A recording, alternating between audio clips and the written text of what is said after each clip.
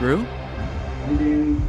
What the hell are you doing here? I was gonna watch your video. The one that I'm about to film? Yeah, I watch all your videos. Alright, well, I mean, do you want to come down here and be in it? No, that's alright. Okay, well, No, thank you. fine, that's okay. Sure. Okay, I'll do it. What's up, Greg? Welcome back to my YouTube channel here on youtube.gov. I'm here today, as you can see, with a very special guest. Can't wait to see who the special guest is. I'm just kidding, guys. Or Danny? Danny, the camera's over there. You don't want to look at the camera right there. No blinking. No blinking. It's disrespectful. Yeah, I got a special guest here, Drew Gooden. Everybody say hi. And I had kind of a fun idea to film for a video today. Today, we are going to be speed running conspiracy theory rabbit holes. I don't want to look at a rabbit's hole. Can we start the video over? I don't want to look at a rabbit's hole. I want to look at a rabbit's dick. Yeah. Well, I'll look at the hole if it's attached to the dick. Mm-hmm. But not any other. Are we washed? Before Drew got here, I created a brand new Instagram account with no algorithm, and I also created a brand new YouTube account with no algorithm. And what we're gonna do is we're just gonna type in a conspiracy theory into the search bar and see what reels Instagram gives us, see what videos YouTube gives us, and we're just gonna try to keep getting more and more crazy ones for that conspiracy until we reach maximum conspiracy, and then we'll be radicalized. Yeah, that's kind of the goal today, is to get radicalized and kind of like have completely different beliefs after the video than we do right now. So I think it'll be tough to know exactly when we've reached maximum conspiracy for each theory, but I'm thinking somewhere along the lines we'll feel like we're ready to assassinate a senator or something like that. Yeah, usually at that point it's probably time. It's probably time to assassinate a senator. That's usually how I know it's time to assassinate a senator. Yeah, once I want to. Well, I guess the most basic conspiracy that we could start with is flat Earth. To me, it's not even a conspiracy theory. Because if the Earth wasn't flat, I'd fall over. Not fall off, you'd fall over. Fall over because of the slope. Have you ever tried to walk up a hill? And don't say that hills is proof that the Earth is curved. No, every time I've walked up a hill, I fell over. Exactly. So, what are we just going to search flat Earth or flat Earth? I guess it's kind of telling what the fittest flat earther? If someone has a conspiracy theory, I will only believe them if they're in really good shape. All right, we're just gonna search flat Earth. I guess we could go through some of these pictures, but really what I'm looking for is an Instagram reel. I see the craziest stuff on Instagram. Are you yawning already? I'm so bored. 33rd degree Freemasons, who are also Satanists, provided us with the glow model to deceive and mislead us. Oh. Yeah, so the round Earth is like a prank by the 33rd degree Freemasons who are also Satanists. Yeah. I like the first comment. I'd love to learn more facts around this. People think I'm wacko for suggesting the Earth could be flat. You are. Can you downvote on here? You're saying he harmed an animal? Yeah. Yeah, that comment pissed me off so much, I'm gonna go kick my dog. Yeah, it's his fault. What is the photo? These are all different ancient civilizations, how they thought the Earth looked, which is all flat. Oh, so it's sort of like this many people can't be wrong kind of thing. Yeah, even though they are all wrong. What's going on with the Australian? If you live in Australia and you watch my YouTube videos, stop. They probably watch them backwards too, because everything's upside down. Yeah, toilet flushes the wrong way. When you poop the toilet, it just comes out. I am so tired of it. I make a mess every time. So this is interesting. So Mars is like a hexagon? How can we view Mars and the other planets as mere balls of dust or gas? I'm gonna start saying that about my own balls. How can you see these as mere balls of dust and gas? Instead of what they really are. Balls of skin and cum.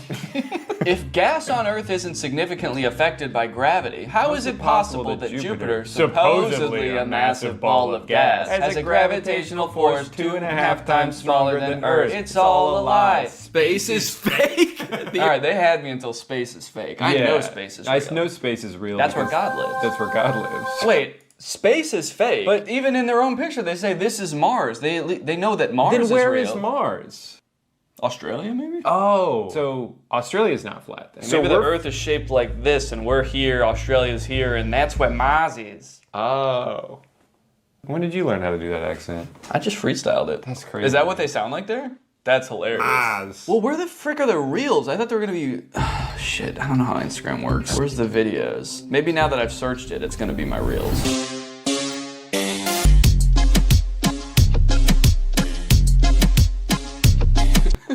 Just a quick cut to that. Checkmate, round earthers. If the Earth was round, I'd be falling over. Let's go on YouTube. Yeah, Maybe we should go on YouTube. Yeah, I think the problem is that everyone's just so normal on Instagram. There aren't any like weird freaks. So I think we probably need to switch to YouTube because there's a lot more weird freaks on there. We would know. We can speak. We can attest We to can that. attest to that because there's at least 2 weird freaks on there with YouTube channels. Our toes are interlocked right now. That's how weird we are. Because if we let go, I'll fall down. So we created this Instagram account or this YouTube account from scratch. The only thing that we've looked up on it so far is Drew looked up Justin Bieber slowed down 800 times. It's beautiful. And it's beautiful.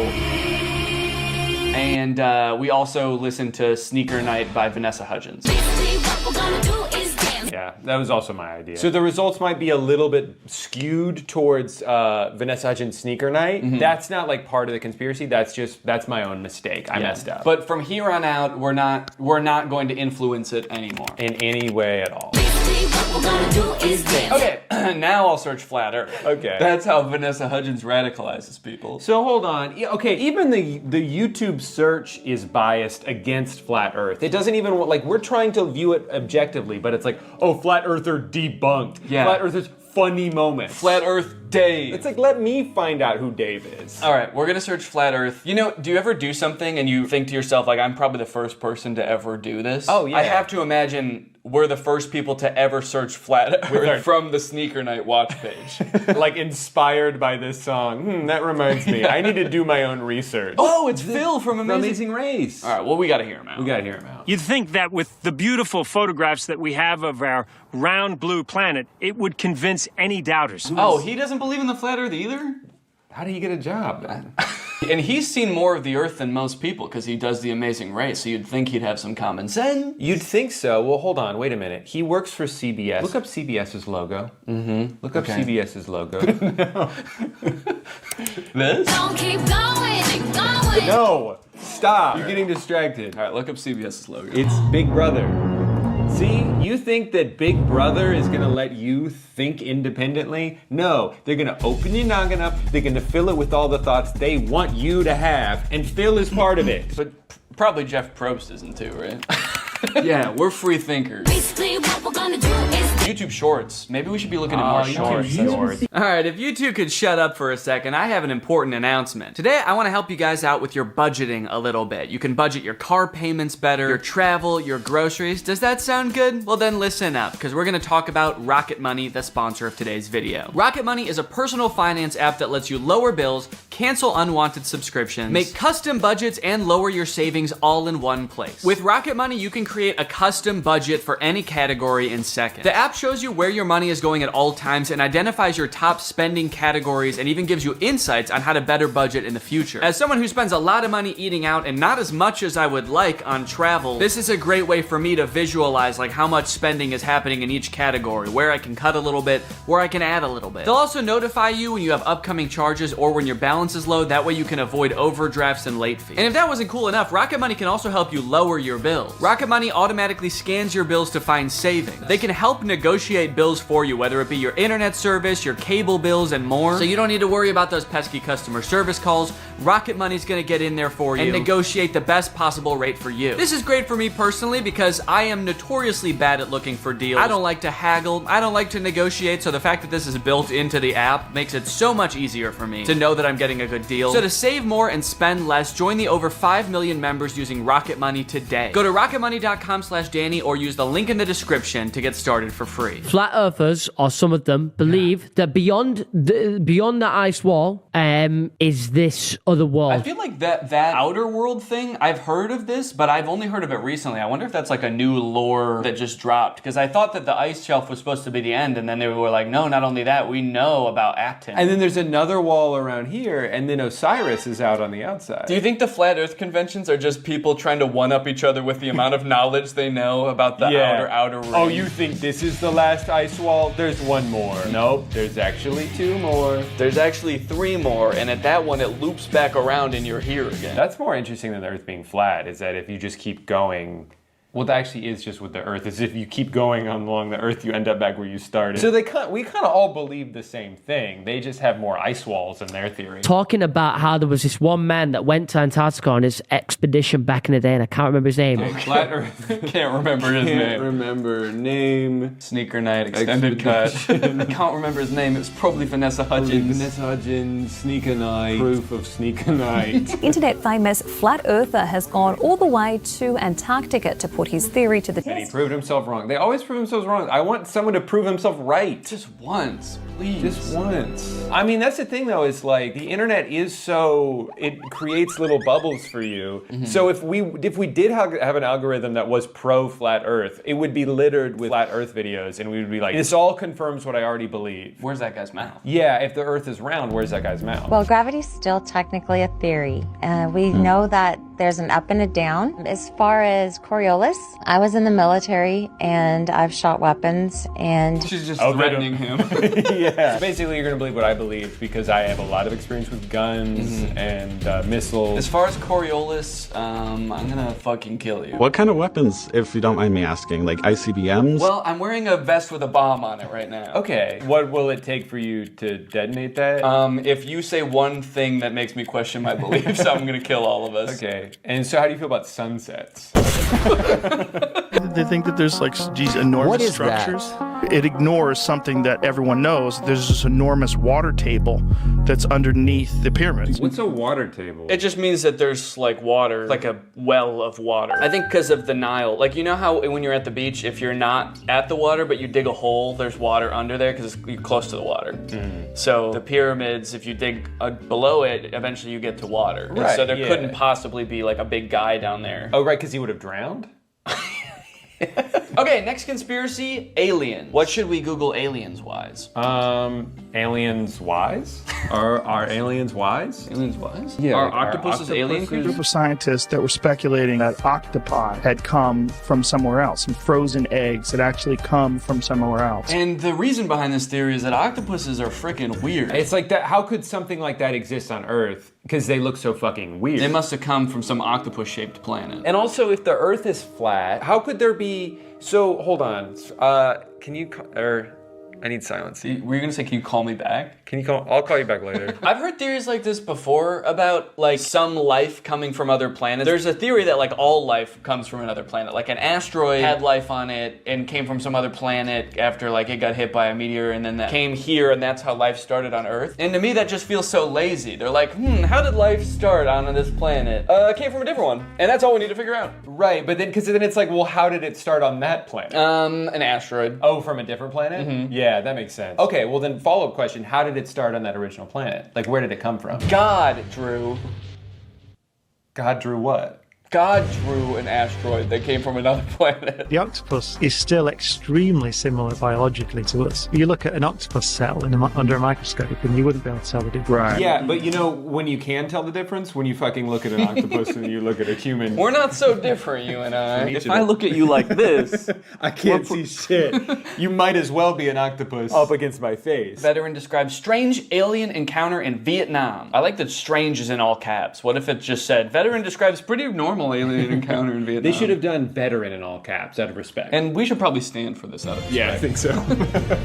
Whoa! Dude, it's not flat at all in here. There in the shrubbery coming out of it are little gray entities about 4 foot tall. That's how I'm trying to be. Oh, you're just saluting? Till the day I die, I'll remember what the little entity said to me. And the way he said it, it was like, Clifford. He was like, I'll never forget what this little guy said to me and the way he said it.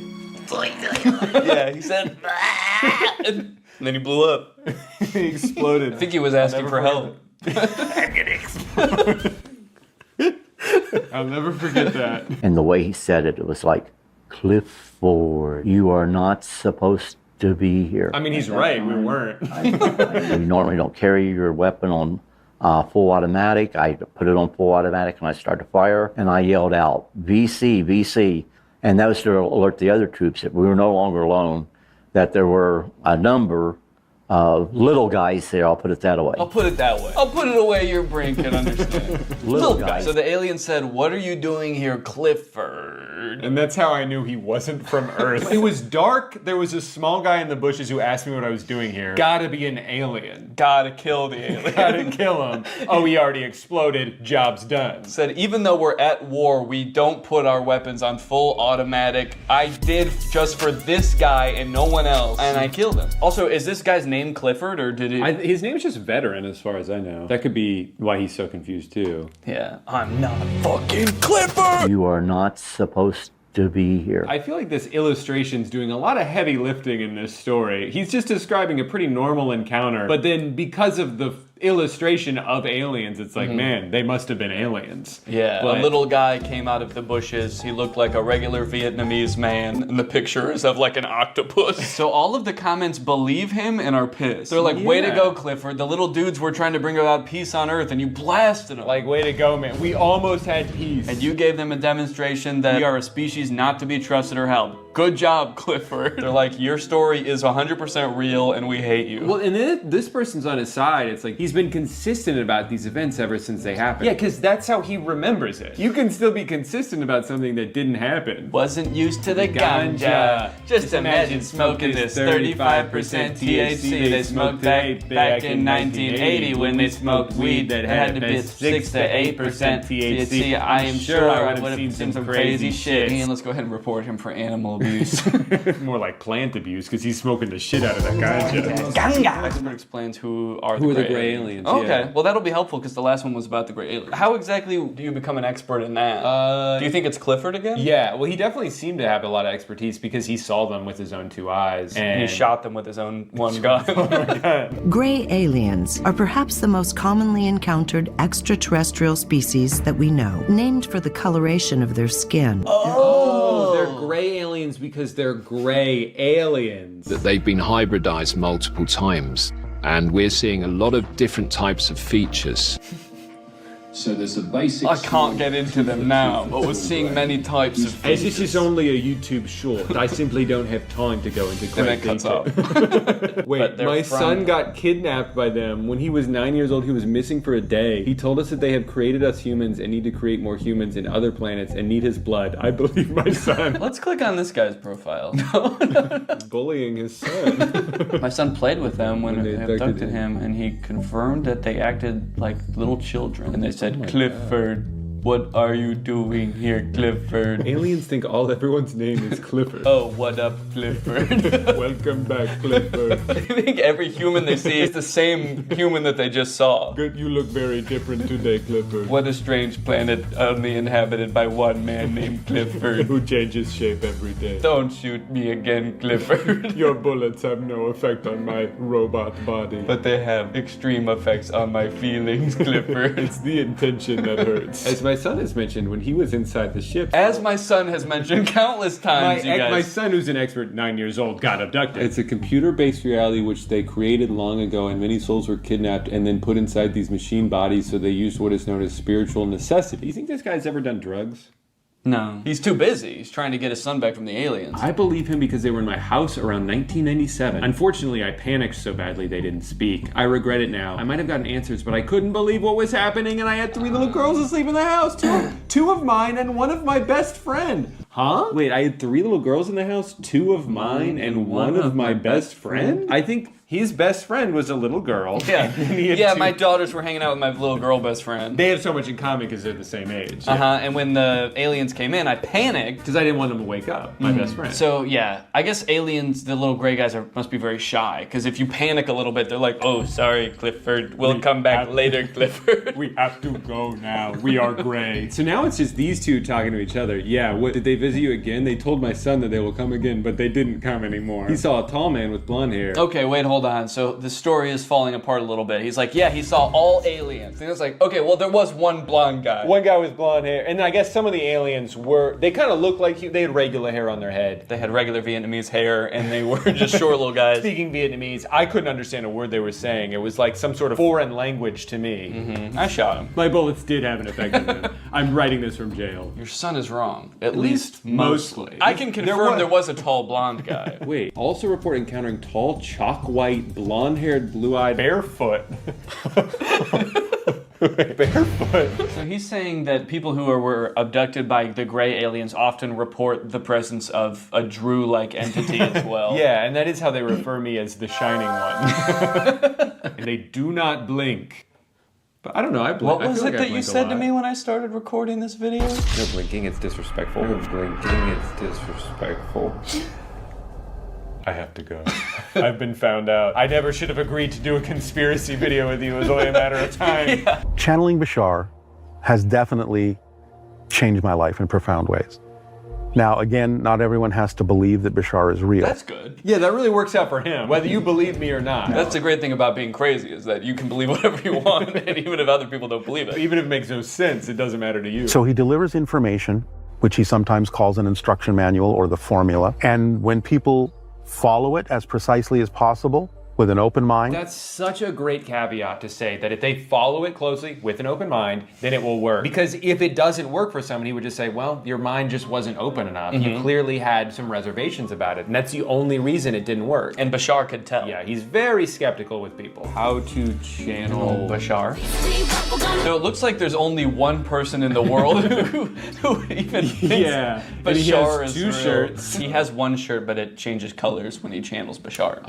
Would we go insane if we saw a video of Bashar? That's a great question. I was wondering if we would go insane if we saw a video of you. Of you? Oh, he's channeling Bashar. So I think Bashar is speaking through him. It depends on the mechanism used to capture the image. I mean, I have to imagine that there is some pre-existing lore about Bashar that if you were to see his face, you would go insane, and that's why he has to be channeled through people. Right. And so that's why she's asking this question. I like to imagine that she just came up with this out of nowhere off the top of her head. Hey, I really love everything you're preaching here today. I just want to know, like, would someone go fucking crazy if they saw Bashar in real life? And he's just like, it depends. It depends on if they have an open mind or not. Also, BasharStore.com? Yeah, that's where you can buy Bashar. Okay. I didn't think that this guy was like grifting at all before, but now I'm a little worried. Oh! Do you want to go back to 2011? How about 2003? How about 2000 through 2003? RSVP to Bashar? Yeah, the session looks like it's taking place about a month after September 11th. Unrelated. So I have to stream him channeling Bashar? I feel like I should be able to just channel Bashar myself. No, I think you're going to need to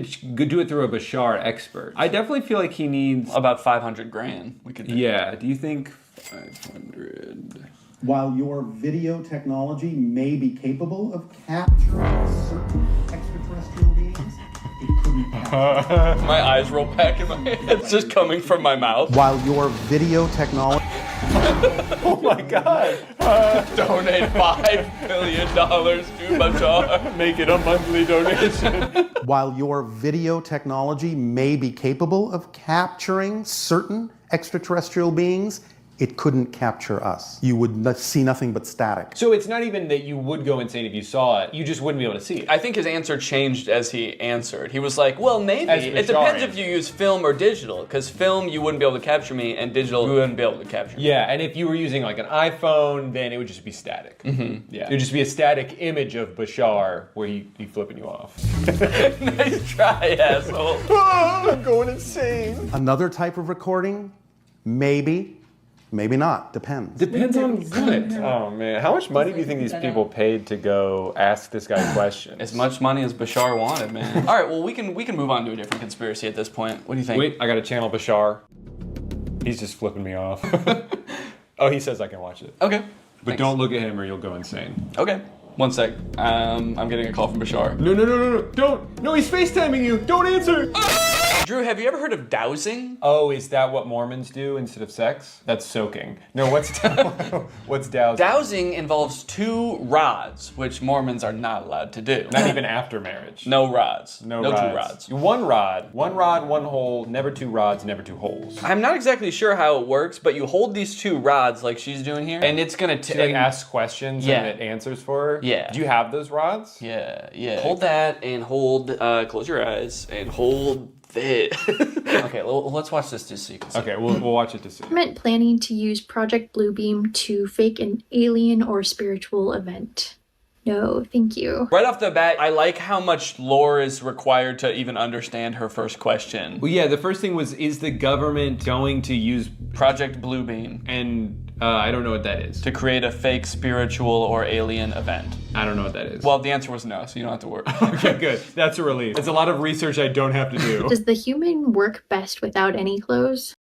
No answer. What does she mean work best? Like it's a product she just bought from the store. Is this human gonna work if I put clothes on it? How do I get this human to do what I want it to do? Do I take its clothes off first? My human don't work because of wearing clothes? Yeah, yeah. I had nothing to add to that, sorry. Does space have wormholes? Yes, thank you. I'm curious who is providing the answers. Maybe she's connecting with some kind of spirit or a alien, maybe? Yeah, who is she asking ultimately? It's not aliens, it's just the rods. So Reiki, energy work, and spirituality. So is she connecting with a ghost? Like a spirit? Oh. How the fuck would they know if there's wormholes in space? Well, because they died. And they went? When you're dead, when you're dead, you find out. Okay, so she's holding the rods. She's communicating with ghosts. The ghosts are just sort of like coming up and going this way, or they poking it the other way. Yeah, sometimes they actually go like, yes. Yes, humans do work better naked. Plot twist, she is being answered by her own subconscious mind. Man, that would be a crazy twist. That would be crazy if she was actually just kind of like making this shit up. That's the last thing I'd expect. Does she sell the rods, or is she like that other guy where like only you can't use the rods, only I can. You can't communicate with Bashar, only that guy can. Yeah, sure, you can hold the rods, they're not gonna work. They're not gonna answer your question. So when she posted this over a year ago, it was already on sale to $14. Now $11. They just keep getting cheaper. Wait, 99.9% copper. What's the other? What do you think the rest is? Bashar. 0.1% Bashar dowsing rod. For ghost hunting tools, divining water, treasure, buried items, etc. Oh yeah, I've seen these used for ghost hunting and like finding things. So you go like, is the treasure this way? And the rods go. Are they magnets? I don't know. Go on YouTube and search like treasure hunting with dowsing rods. So would you just follow them, or? They're saying yes, no, yes, no. Oh, X marks the spot. Gotta dig. Hands out and he's in a graveyard. There's treasure everywhere. I just don't understand who he's contacting. Is there a ghost whose job it is to help you find treasure? A greedy ghost who wants you to finish the job. Guys, if you don't think dowsing rods is real, when I die, my unfinished business is going to be helping people find treasure. So if dowsing rods don't work now, they will in about 2 months. 2 months? This is how you program your dowsing rods. Program? Help me find treasure. Help me find treasure. Kill Danny. Kill Danny. How would they kill? They would go and spin so fast they slice your head off. Hey, you don't want to fuck with dowsing rods, man. Especially not the ones I just told to kill you. It's important clarification. It's not the rods that answer, it's the spirits you communicate with. The rods don't know shit. Yeah. The rods are merely a vessel to communicate what the spirits have told them. You could really just hold your fingers like this. You don't need to buy those stupid rods. Okay. Spirits. Am I in love with Danny? Spirits. Kill Drew. Everyone's yes and no is going to be different, so you should ask your rods to show you a yes. Can you show me a yes? A dead bird falls from the sky. Thank you. Oh, so it has nothing to do with... Okay, I can put those down. Dowsing twig. Oh, you can use just a dowsing twig, according to Wikipedia. Oh, could we make one ourselves? As long as it's L-shaped. You got anything L-shaped in here? No, only W's in here. Chat, spam W in the chat. Chat, spam W in the chat. Spam W in the chat. I'm recording another video over here. Just chat, spam W in the chat. Spam. Yo, you been live streaming this? Yep. At twitch.com/Danny. Chat, kill Drew. No, chat. Keep Drew alive. All right, let me see if I got anything L-shaped in here. No, I don't think so. Oh, it's too bad. Yeah, sorry.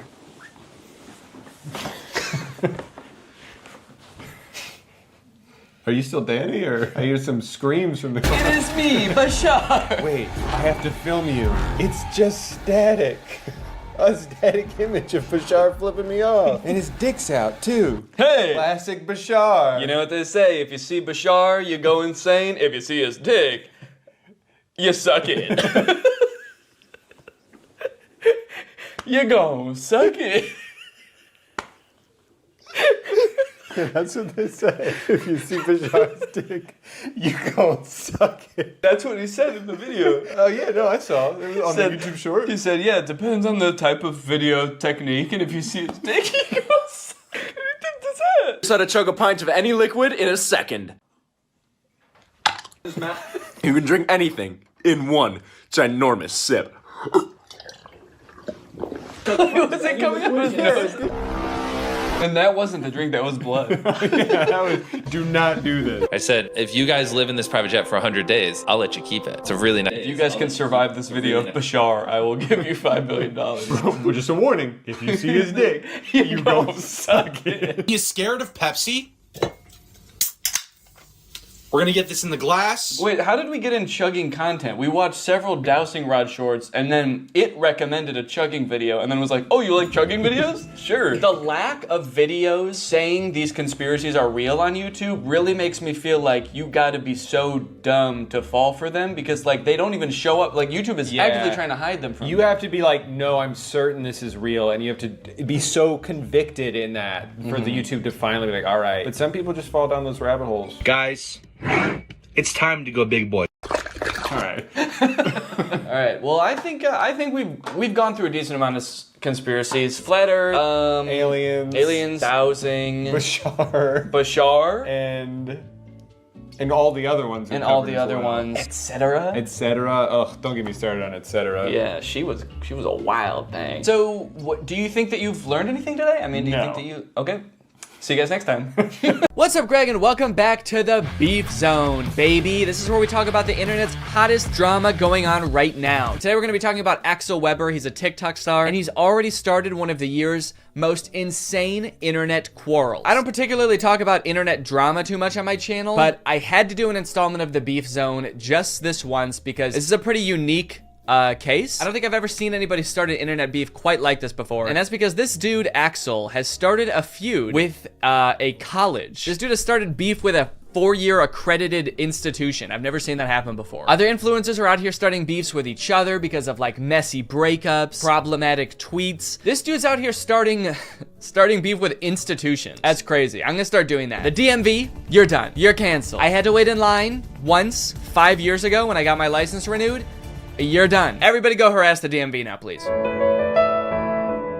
No, don't actually do that. This dude, Axel Weber, he's a very popular TikToker. He's got 3.9 million followers. He is, okay. What was that? It looked like he was calling me. Okay, it's to share to WhatsApp, I see. I click on it, he's like, hey dude, are you making a video about me right now? No. How did you know that? So yeah, he was already really popular on TikTok. He had like 1 million followers a couple months ago, and now he's skyrocketed to almost 3.9 million followers, mostly because of this series of videos he did auditioning for Juilliard's acting school, and he did not get in. And his fans were like so upset by this that they started a war with Juilliard, which like thrust Axel into the spotlight because all of these major news outlets were like covering this dude. And so now he has like almost 4 million followers literally because he didn't get into Juilliard. Kind of crazy considering I also didn't get into Juilliard and I don't have 4 million followers on TikTok. So what happened with that? I didn't even get an audition with Juilliard. They didn't even offer me one. How fucked up is that? Where are my fans? Greg, what's going on? It's just kind of crazy that you can get famous for not doing something impressive, you know? Like if he had gotten into Juilliard, that would be really cool. That'd be worth, you know, making a big stink about, I feel like, because like nobody gets into Juilliard. Dude, did you hear about that guy who's going viral because he's gonna try to climb Mount Everest blindfolded with his hands tied behind his back? Oh no way, dude, that sounds insane. Did he actually do it? No, no, actually he did not. He's dead. He died. Not even on the mountain either. He choked on a granola bar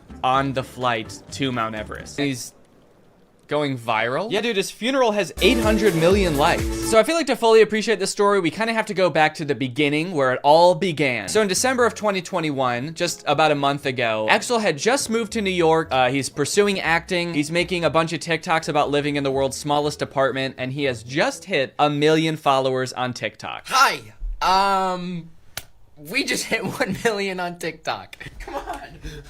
I can see why he had followers to begin with. He's like a charismatic guy. I'm sure people think he's handsome. He's got personality. He does his little dancey dance. Look at him go. But little did Axel know at the time that one Juilliard audition would change his life forever. And not because he did a good job, but because he did so bad that it changed his life forever. Dear Axel, on behalf of the Juilliard division, thank you for your interest in our program and for sharing your talent with the faculty during the initial audition. As you are already aware, due to our callback process, you are no longer under consideration for admission for fall 2022. It sounds like he already knew he wasn't getting in. It's kind of fucked up that they even sent him the letter. You already know this because we didn't give you a callback after your audition, but just so you know, you're still not accepted to Juilliard. You still did a really bad job. There's no chance of you getting in here. How many times do they have to tell him he didn't get into Juilliard? Damn. They just send him a letter every year. Dear Axel, as you may have guessed, as you are 2 years into going to a completely different school for a completely different degree, you did not get into Juilliard. Your audition was very bad, Axel. You ruined your chances of an acting career, Axel. Over the past 2 years, we have been telling every casting director and pretty much everyone who works in the industry how bad your audition was. We've had a lot of time to destroy your career, Axel, and we've done it. So it's a pretty sad video of him not getting into his dream school. I definitely feel for him, and a lot of other people did too. So basically what happened after that is a bunch of people started rallying to support him. You had like all of his own fans commenting, being like, fuck Juilliard, dude, you don't need Juilliard. Even some celebrities weighed in. Hello, Axel. Hi, Charlie. I replied to your video, but I figured I'd do a video message as well. Appreciate it. Not only did I not get into Juilliard, but I didn't get into 5 of these prestigious schools that I wanted to get into that I thought could better my career. Don't believe it. And while I do think school is great, and I did end up going to Berkeley, Okay. a prestigious Berkeley, conservatory for the arts congrats. is not going to be the thing that defines your career as an actor. Ooh. Honestly, I mean, it's a sweet sentiment, and I agree with the message. You know, not every famous actor went to a super prestigious school like Juilliard to learn how to act. You know, some just had rich parents, and so that's how they got into it. Lucky for him, I feel like he seems to like Charlie Puth. I feel like this video would not be nearly as impactful if it was like some guy that Axel does not care about. There's a video of Vanilla Ice being like, take it from me, Vanilla Ice. I didn't get into Juilliard either, but that didn't stop me from becoming the 20th most famous person for 1 month in 1995 and then slowly slipping into obscurity for the rest of my life. Axel's like, oh, thanks, dude. Does anyone else want to chime in? Did anyone else not get into Juilliard? Someone with like a lifelong body of work? Someone with a really impressive career? It wasn't just like celebrities reaching out to Axel either. There were like different organizations being like, hey, you don't need Juilliard, dude. Come work with us and we'll get you to where you want to be in your career. I didn't get into Juilliard. We know that. And I did get another letter to prove it. This is the 17th one they've sent me now. But I did get a modeling contract with one of the largest agencies in the world. So I am a little confused about how this happened or why Axel seems to be so like excited about it. It does seem to be like totally unrelated to what he said his dream was. I thought he wanted to be an actor and go to a prestigious acting school. Like, does he even want to be a model? I don't know if he's ever mentioned it before. I watched a few of his TikToks from like before that, and it seemed like he really wanted to be an actor. It's like a totally different industry. All right, guys, you know that my dream of becoming a professional actor didn't work out, but I am still gonna be working in the industry, it turns out. I got a job at a movie theater. I think I may be able to work my way up from there. I think you'll be seeing me on the big screen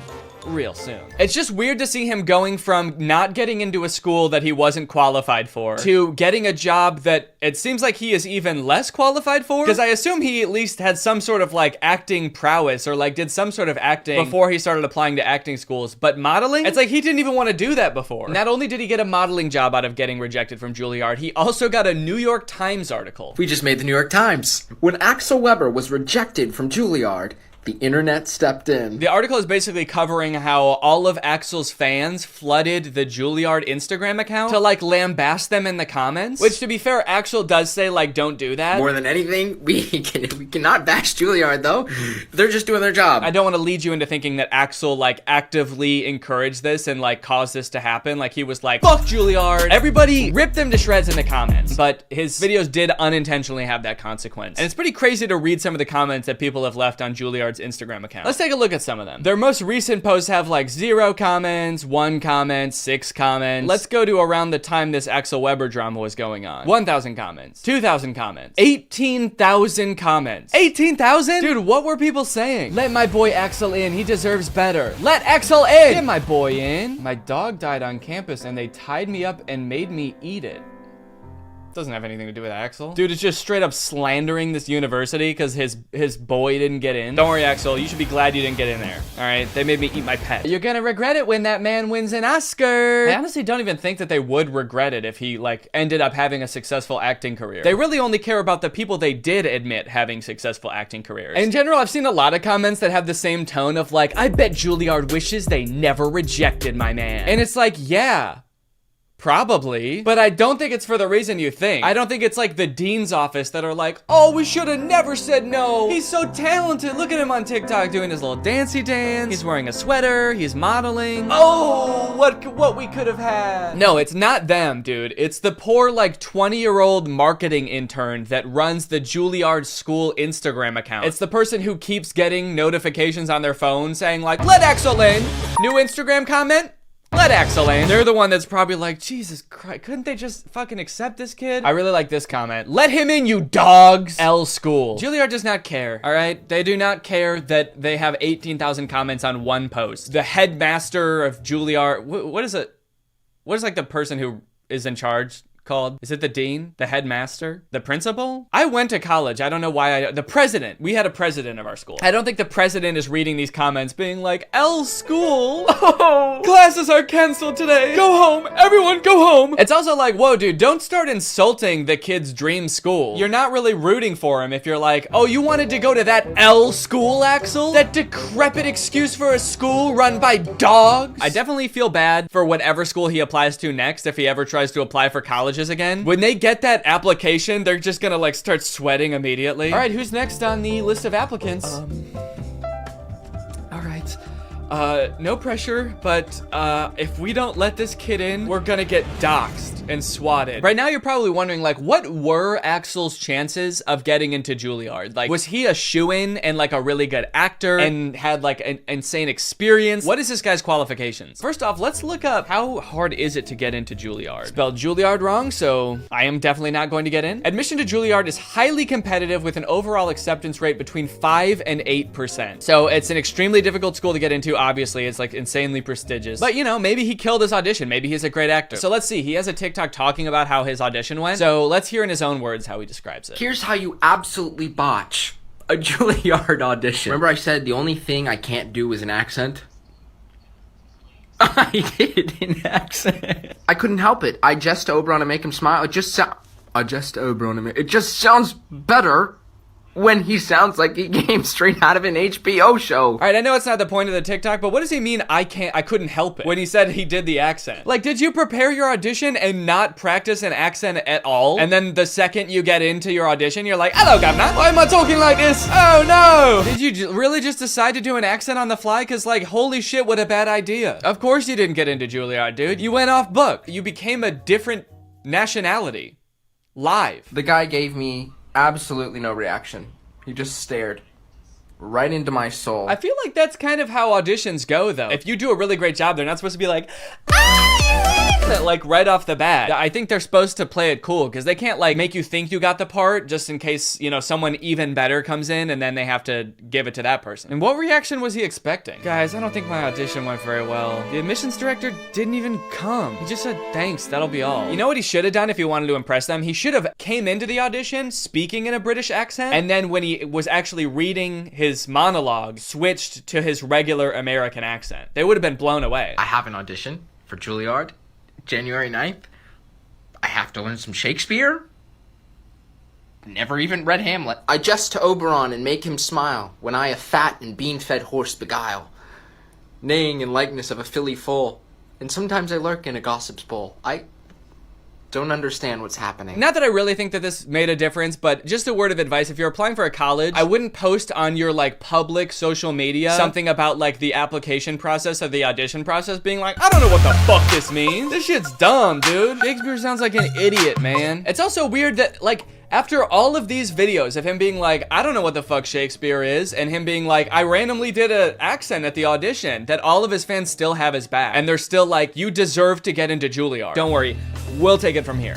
We're gonna get you into Juilliard. We're gonna storm Juilliard for you, buddy, don't worry. Anything to get you in. All of this brings up a bigger topic of like, why are people so invested in this guy getting into Juilliard? This guy who like, has literally shown no prowess, no acting prowess whatsoever. He's been like, I botched my audition, I don't fuck with Shakespeare. He seems like a nice kid too. I just don't understand why people are like so ride or die for Axel getting into Juilliard. Probably a decent amount of them are joking and just thought it would be funny to like get way too into it and take his side. But I do think it's also kind of like the cute teen white boy effect, where like a fan base of 12-year-olds will literally do anything for a white guy that they think is cute. You know who I think probably hates this more than anyone? The students who actually did get into Juilliard. Just seeing this dude get rejected and be rewarded for like his not being very good at acting with a modeling contract and an extra 3 million followers. Meanwhile, you get into Juilliard and you get rewarded with student loans. I think that this guy is benefiting from a lot of privilege and maybe not realizing it. I don't know, man. He seems like a sweet kid, but also is sort of coming off a little bit like, I deserve this. Like he moved to New York expecting to get into one of the top 10 acting schools. Like that's why he says he lives in this apartment. And it seems like that sense of entitlement has been picked up a little bit by his fans as well. The whole thing kind of reminds me of like the Alex from Target phenomenon, when like just this random cute boy got like thrust into the spotlight and millions of followers because he was like attractive once. I don't know. Let's see how his modeling career is going. I wonder if he's posted any updates on that. Oh, this TikTok is called First Photo Shoot. He's a natural. All right. All right, well, that's pretty much the whole Axel Weber thing. It seems like he's doing good now. He's got his modeling career going, and I guess we'll be seeing him on the cover of Vogue pretty soon. Hopefully you guys enjoyed this video. If you do and you're new here, make sure you subscribe and turn on my notifications to join Greg. I'll see you guys next time. Bye. What's up, Greg? I hope you're having a great holiday season. I know I was, until I watched the new Home Alone movie. And I got sick, also. I think the movie might have given it to me, honestly. You know, guys, when you think about it, I guess it makes a lot of sense that they would make a new Home Alone movie, you know? Hollywood loves their sequels. There's sequels of sequels, and they've already made like 5 Home Alone movies, so why stop there? And sure, like nobody has watched or even been interested in the last like 3, but all the more reason to make another one, you know? Sort of a comeback Home Alone movie this could be. I guess could have been, if it wasn't already out and wasn't already bad. It's a shame, man. I really liked the first 2 Home Alone movies, but then after that, nothing feels the same. And I don't know what it is about this one in particular, but watching this little kid beat the shit out of these burglars, it's just not as fun as it used to be. I guess I really am grown up. Oh, no, you know what it is, actually? It's not that I'm grown up. It's that instead of making the villains in this movie like cartoonishly evil burglars, they made them like a struggling middle-class family who are only breaking into this kid's house due to a misunderstanding. They're not evil. They're not trying to hurt anyone or kill anyone. They're just like a down-on-their-luck family.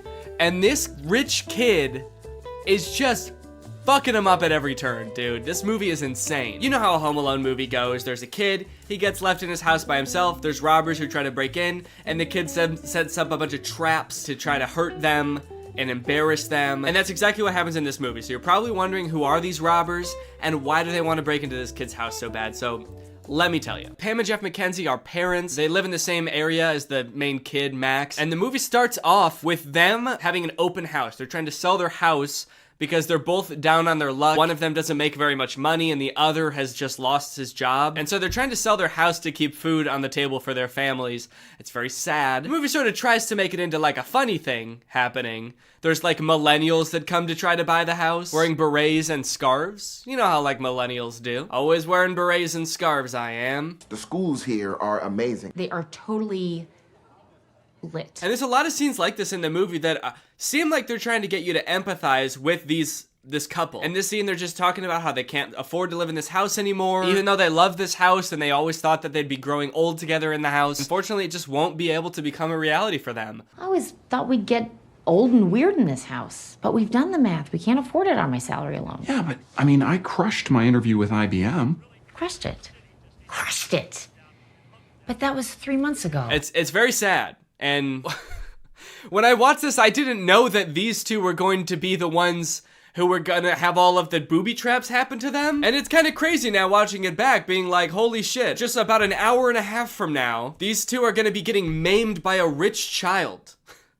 How fucked up is that? So what's their motivation to rob this kid, you might ask? Well, it's sort of, I feel like everything in this movie is so long and convoluted to explain. Probably because they've done this same movie like 6 times now. And so they keep having to come up with like new, more obscure ways to explain everything. Like, how does the kid get left home alone? And why are burglars trying to get into his house? Basically, there's this doll that the McKinseys own. They have a whole collection of these dolls that were like his grandma's or something. And they find out that one of them is worth like $200,000, which is enough money for them to like save their house and have enough time for the husband to find a new job. And they can even remodel the whole house. It's great. But during their open house, Max and his mom, who are rich, by the way, they live in a mansion, stop at their open house because Max has to pee. Do the maths. 6 soda refills into one tiny 10-year-old's bladder does not go.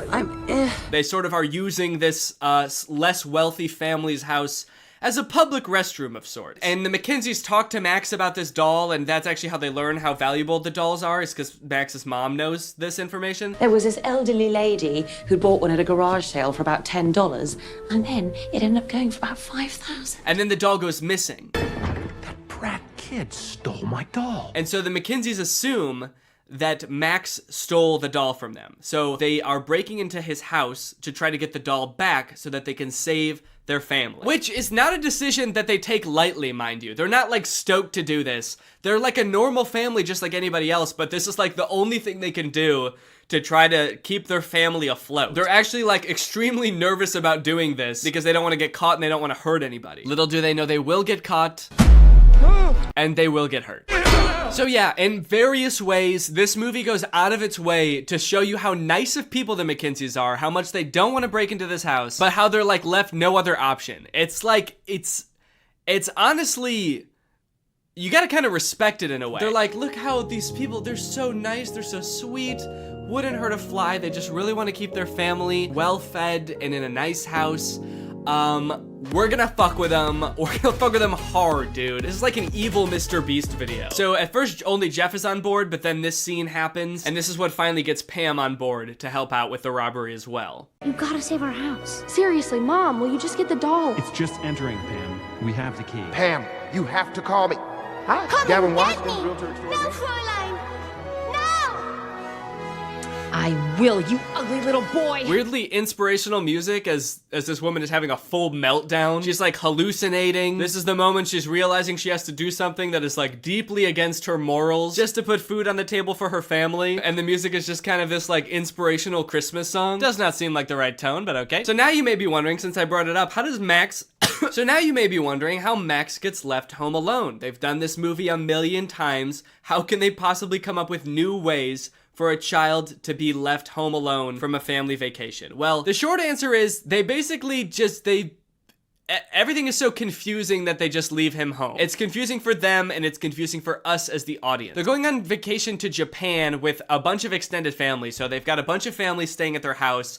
It's very chaotic. It's very hectic. The whole beginning of the movie is just them like rapid fire introducing a bunch of characters that we literally never see again. In all this confusion, the families get split onto 2 different flights to go to Japan. You have split our family onto 2 separate flights. Can you speak up, please? It's very loud in here. And so they can't really keep track very well of who's on which flight. Now, as for how he actually gets left at home, Max is sort of a Scrooge of a child. While Max has like all of his cousins over playing, they're all running through the halls, playing video games, shooting Nerf guns at each other. Max, I guess, is like overwhelmed by all of this and goes to hide in his family's BMW.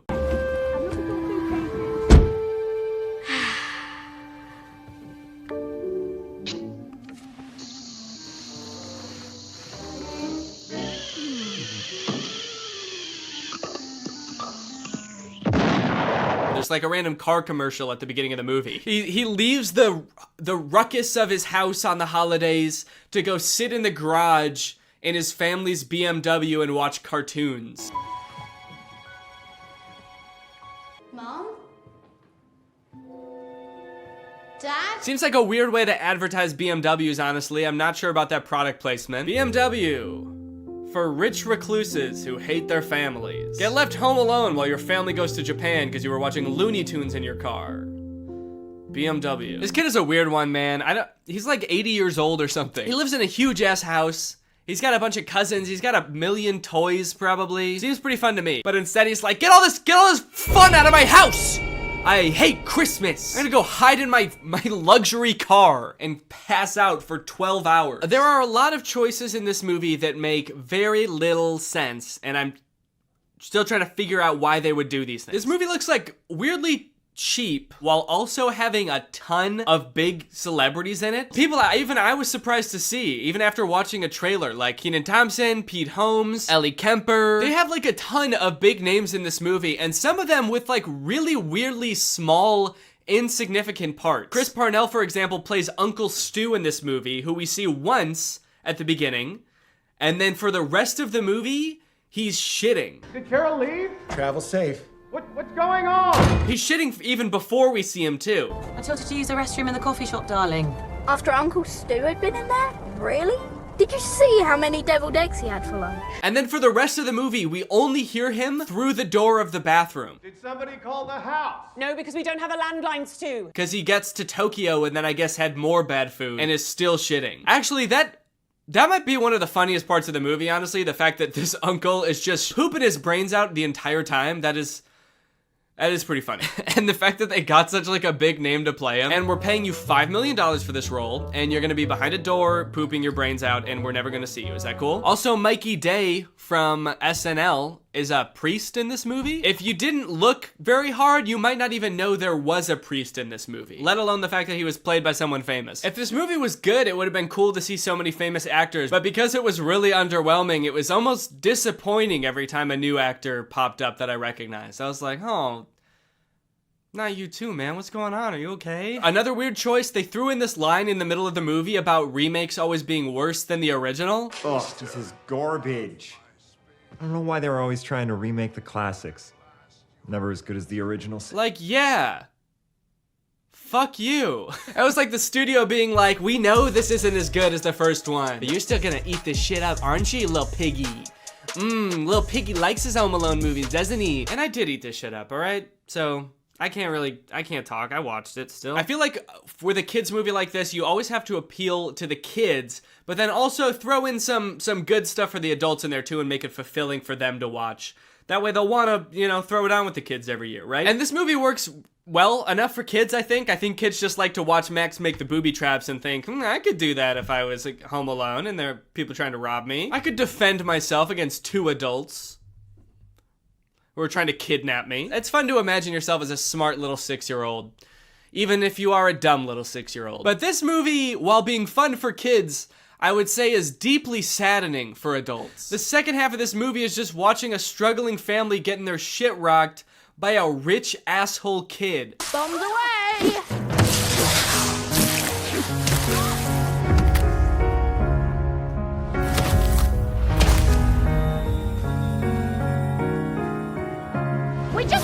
He's just not a cool, fun kid. He's a rich asshole who tries to steal from church at one point. I'm definitely a child in need. Need of this. Can I help you? Even if Max was a likable child, we probably wouldn't even know because we spend hardly any time getting to know him. And the time that we do spend getting to know him, he's not very likable. When he first gets left home alone, in the movies, that's like their chance to do everything they've ever wanted to do in the house. But all Max wanted to do, I guess, was play video games and Hot Wheels and then watch porn. Well played, Mom and Dad. Was he trying to look at porn? We will never know. But I have to assume that that's what they wanted us to think, right? Actually, after watching this movie, I wouldn't be surprised to find out it was something super violent. Working Family Gets a Beating compilation. No one can stop my violent urges now.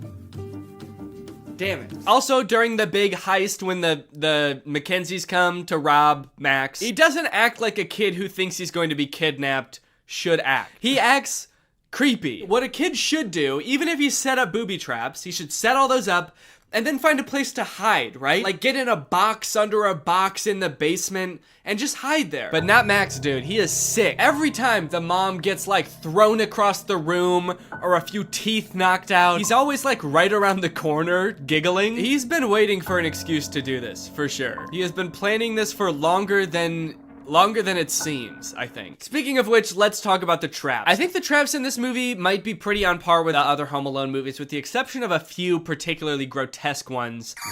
One, And also the, I think the makeup artist for this movie thought they were doing makeup for a horror movie. At one point, Jeff gets shot in the head with a pool ball because Max has sort of like a gun that shoots out pool balls, which I do think would kill someone. But Jeff is just kind of walking around the rest of the scene with like a giant ass bump on his head. It is horrific. Why is he doing this to us, Pam? At one point, Pam, sweet Pam, is lit on fire. Okay.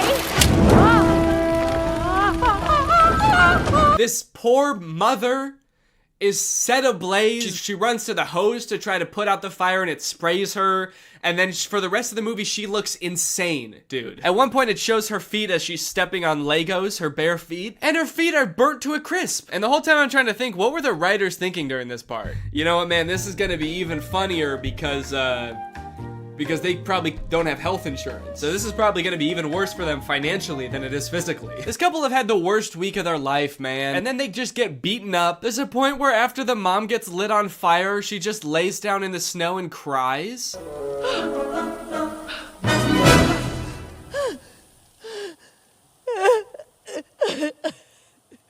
Am I supposed to be laughing right now? This is so sad. The worst booby trap of the whole movie, and probably any Home Alone movie, I feel like has gotta be this one. It is so grotesque. It is honestly scary. This is some horror movie shit right here, okay? Pam thinks that Max has just run up into the attic, so she goes to pull down, like, the ladder that leads to the attic, and instead she's greeted with a Nerf gun that shoots out Nerf darts with push pins sticking out the front.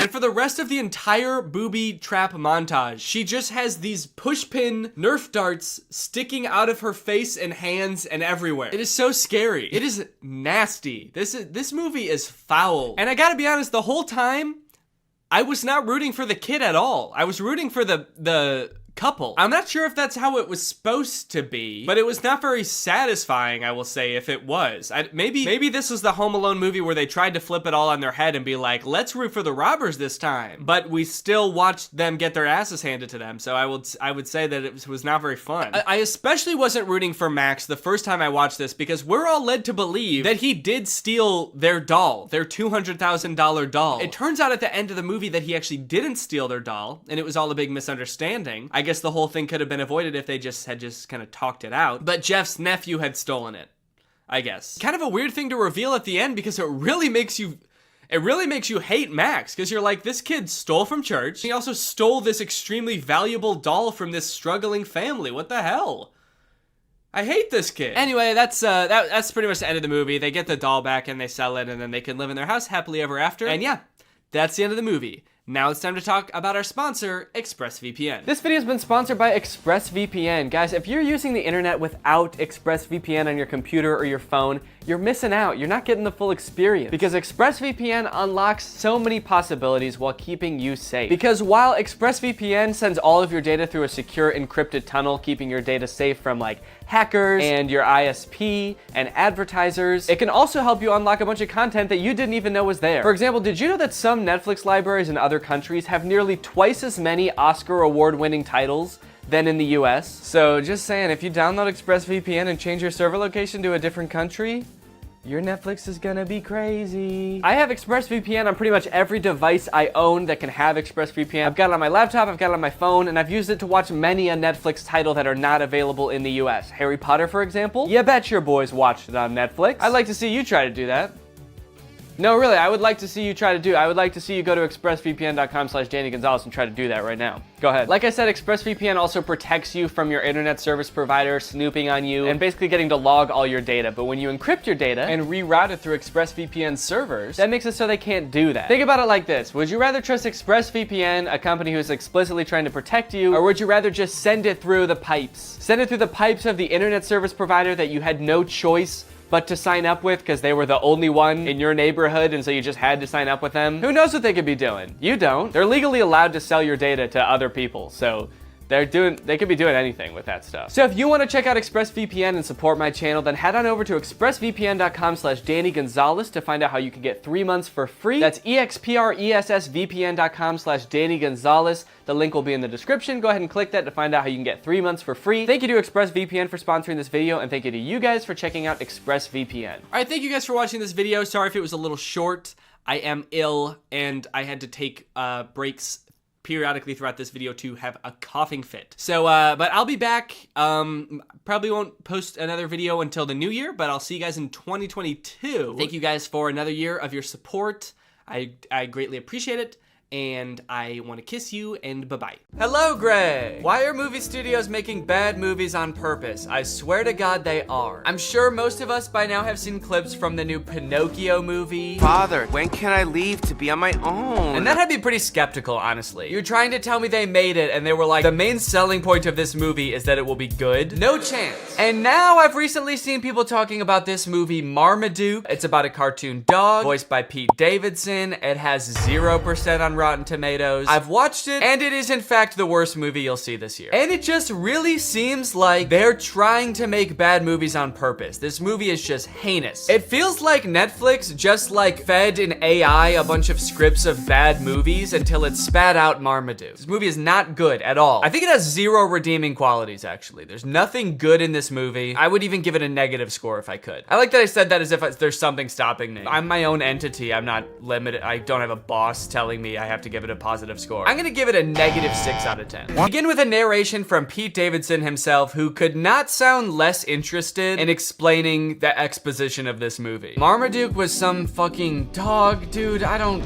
care. I'm dating a Kardashian, man. You think I need this? I personally don't have a problem with Pete Davidson. He's a funny guy. He was not up to the task of being the main character in this movie. This is a cartoon dog. You need someone with like a crazy range. Pete Davidson's emotions range from high and pleased down to high and indifferent. That's about all the variety you're gonna get out of Pete Davidson. After watching the movie all the way through, I'm not even 100% sure that Pete Davidson even knows he's in this movie. I haven't seen Pete Davidson do any promotion for this movie. I don't think he's done interviews talking about, you know, getting into the role of Marmaduke. I would not be surprised if they just like took audio excerpts of Pete Davidson from like other TV shows and just like found a way to make a movie about a dog around them. Go ahead and look at the characters in this first scene here and tell me, what is your reaction? Art is subjective. What you like depends entirely on your life experience, your personal taste, you know, where you were born and raised. For example, I was born in the 1990s on Earth, and I hate every single one of these characters. There are 3 body shapes in the universe of Marmaduke. There is eerily slender, bouncing egg. That's right, they don't walk, the round characters. They just kind of bounce from place to place. And then there's Mom. Mom has a serious case of the Pixar mom syndrome. I guess the creators of Marmaduke decided to take a page out of Pixar's book when designing the mom, and then they ignored all the other pages in the book about like how to make a movie. Anyway, through a little bit of narration, we find out that the reason Marmaduke is not allowed at this party is because he's basically a terror to the family. Marmaduke is a nightmare. He chases the cat, he tackles the local butcher for some bones, he beats the shit out of the dad. This dog is terrorizing his family. The guy, being like a world famous dog trainer, sees Marmaduke, this poorly behaved monster, and decides, hey, this would be kind of an interesting challenge for me to transform Marmaduke into like a good boy. At first I thought this guy was gonna be the villain of the movie because he's like rich and British, and I think that it's the law in cartoons that the bad guy has to be rich and British, but this guy is actually, he's not that bad. He's a little greedy, but he's not the bad guy. So Guy goes over to Marmaduke's house and talks to the owners and is like, hey, if you let me train your dog and enter him into like dog competitions, we could win $1 million, and I'll share the $1 million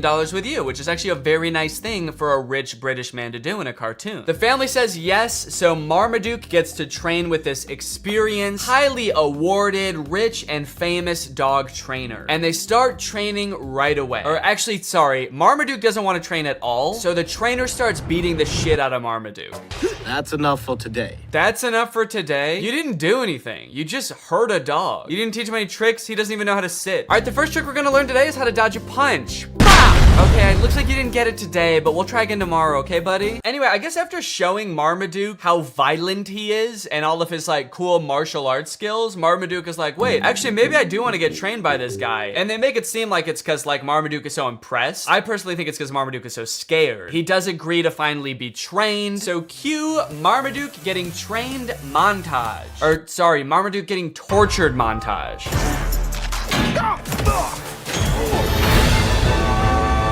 Yeah, that's right. Before Marmaduke agreed to get trained, Guy just beat the shit out of Marmaduke. But now that Marmaduke has agreed to be trained, he is still getting beat up, but just in new and fancy ways. This movie is essentially about a dog who loves to eat and suffers greatly for it. You know what is one thing that's unclear about this movie? Can Marmaduke talk? Earlier in the movie, Marmaduke was trying to talk to the people and all they could hear was barking sounds. You're being too hard on poor But then Marmaduke and Guy seem to have full conversations. So who is speaking the other one's language? Is Marmaduke speaking English? Or is the trainer barking at Marmaduke? Like if you were to walk by the park where Guy is training Marmaduke, is Guy just going like, "Arr, arr, arr"? This movie is completely uninterested in answering this question. After Marmaduke has been thoroughly beaten and humiliated by Guy for a week or two, it is time for Marmaduke to enter his first dog show. This is where we meet Marmaduke's main competition and basically the villain of the movie, this beautiful dog Zeus. Then it only gets worse. Marmaduke flies through the air, lands on the trophy for the dog competition, and he farts, and he shits, and he farts so hard that I thought he might be dying. He gets onto the trophy and like goes from plump to shriveled up like a raisin. He shrivels up into a little doggy skeleton. The dog is very sick. The dog should be rushed to the hospital immediately after this, actually. The cloud of his fart gas like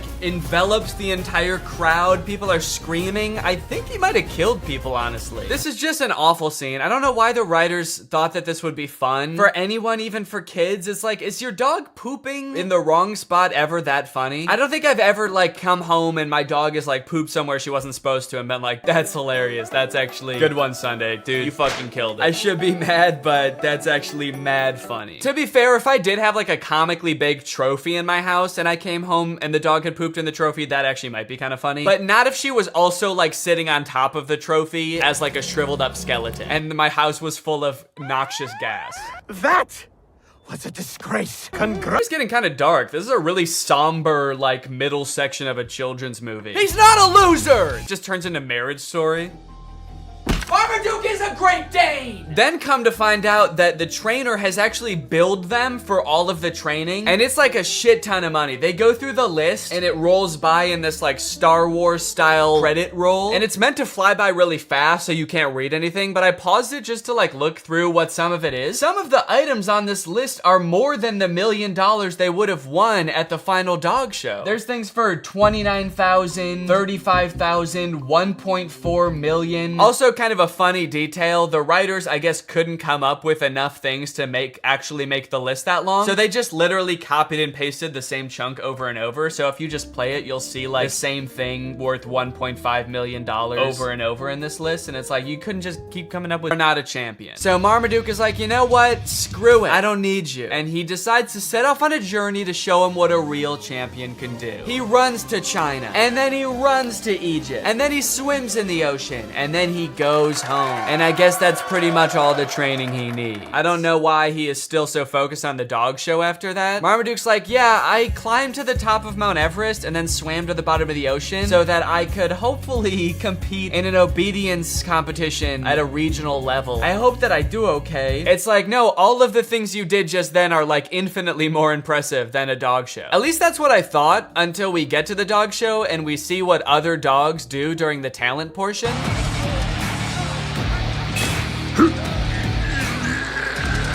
Zeus actually hypnotizes the crowd. That's actually pretty impressive. Yet another use of magic. I like that they're really doubling down on that in the third act of this movie. Also, I'm getting a lot of parallels from the Disney Channel original movie Zapped in this movie. Although I don't think anyone beat the shit out of a dog in that movie. Also, hang on a second. If hypnosis exists in this universe and it is like a thing that can be done effectively, why the hell did the trainer need to beat the fuck out of Marmaduke? If in this world it's possible to mentally make a dog do whatever you want, what sick thrill did Guy get out of assaulting Marmaduke? It's almost like that wasn't even training, and he just, like, what if he did hypnotize him and then he was like, and now the rest of this is just for me. Anyway, it's time for Marmaduke's portion of the talent show. Now, everything else up until this point is so insane that, like, anything Marmaduke could do, even if he did something really cool, would be kind of underwhelming. But, like, even with that in mind, Marmaduke just does the dumbest shit. His boy owner gets on his back and they just, like, run around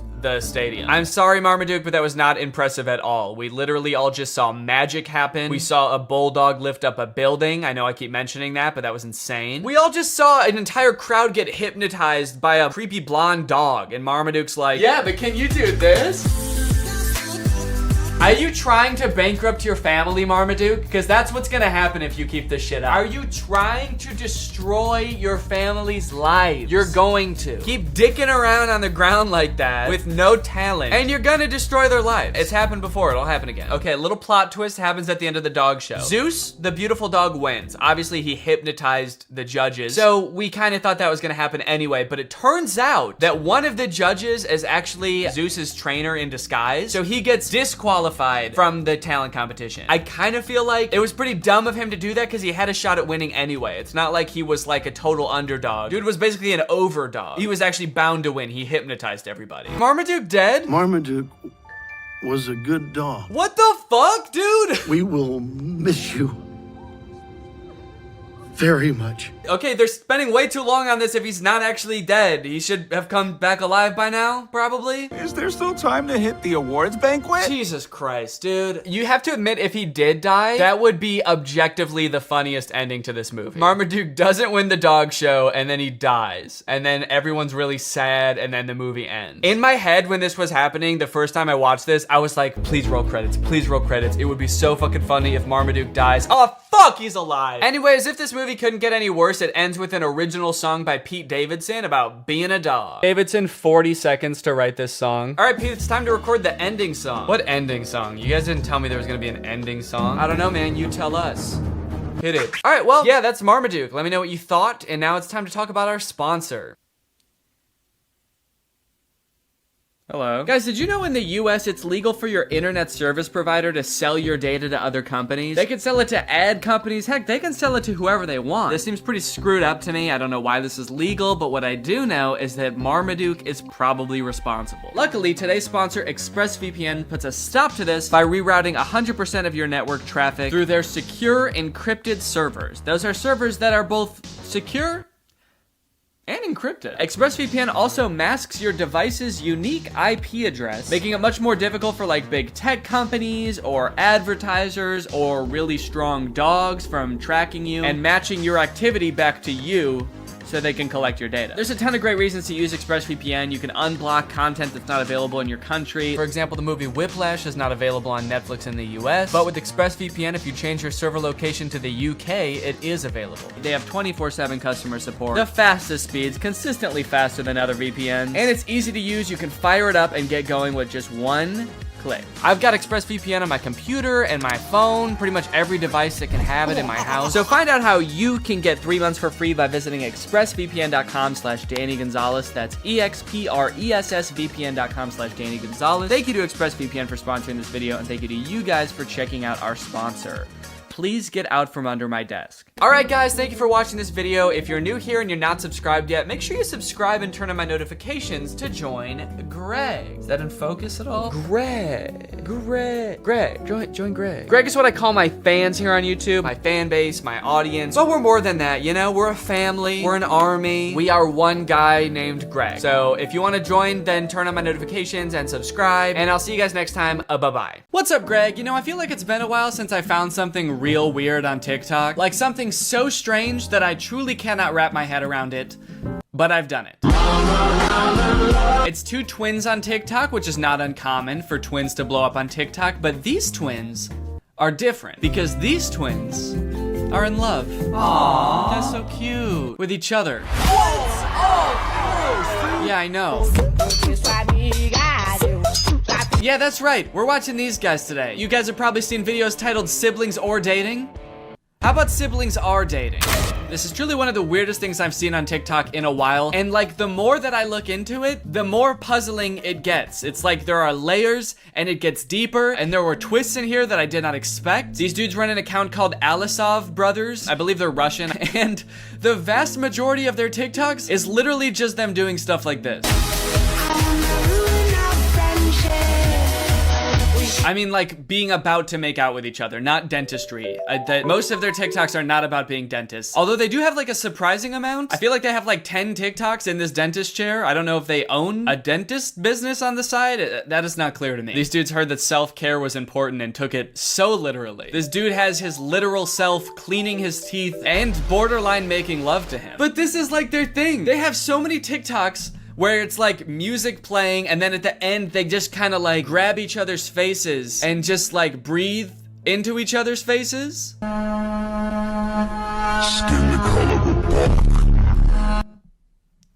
Oh, nice. Nice, dude, that's awesome. Has your brother ever been so right at math that you wanted to make out with him? I guess that's kind of the relatable angle they were going for here. Every video I watch, I feel like peels back another layer of their lives, revealing another even more confusing layer.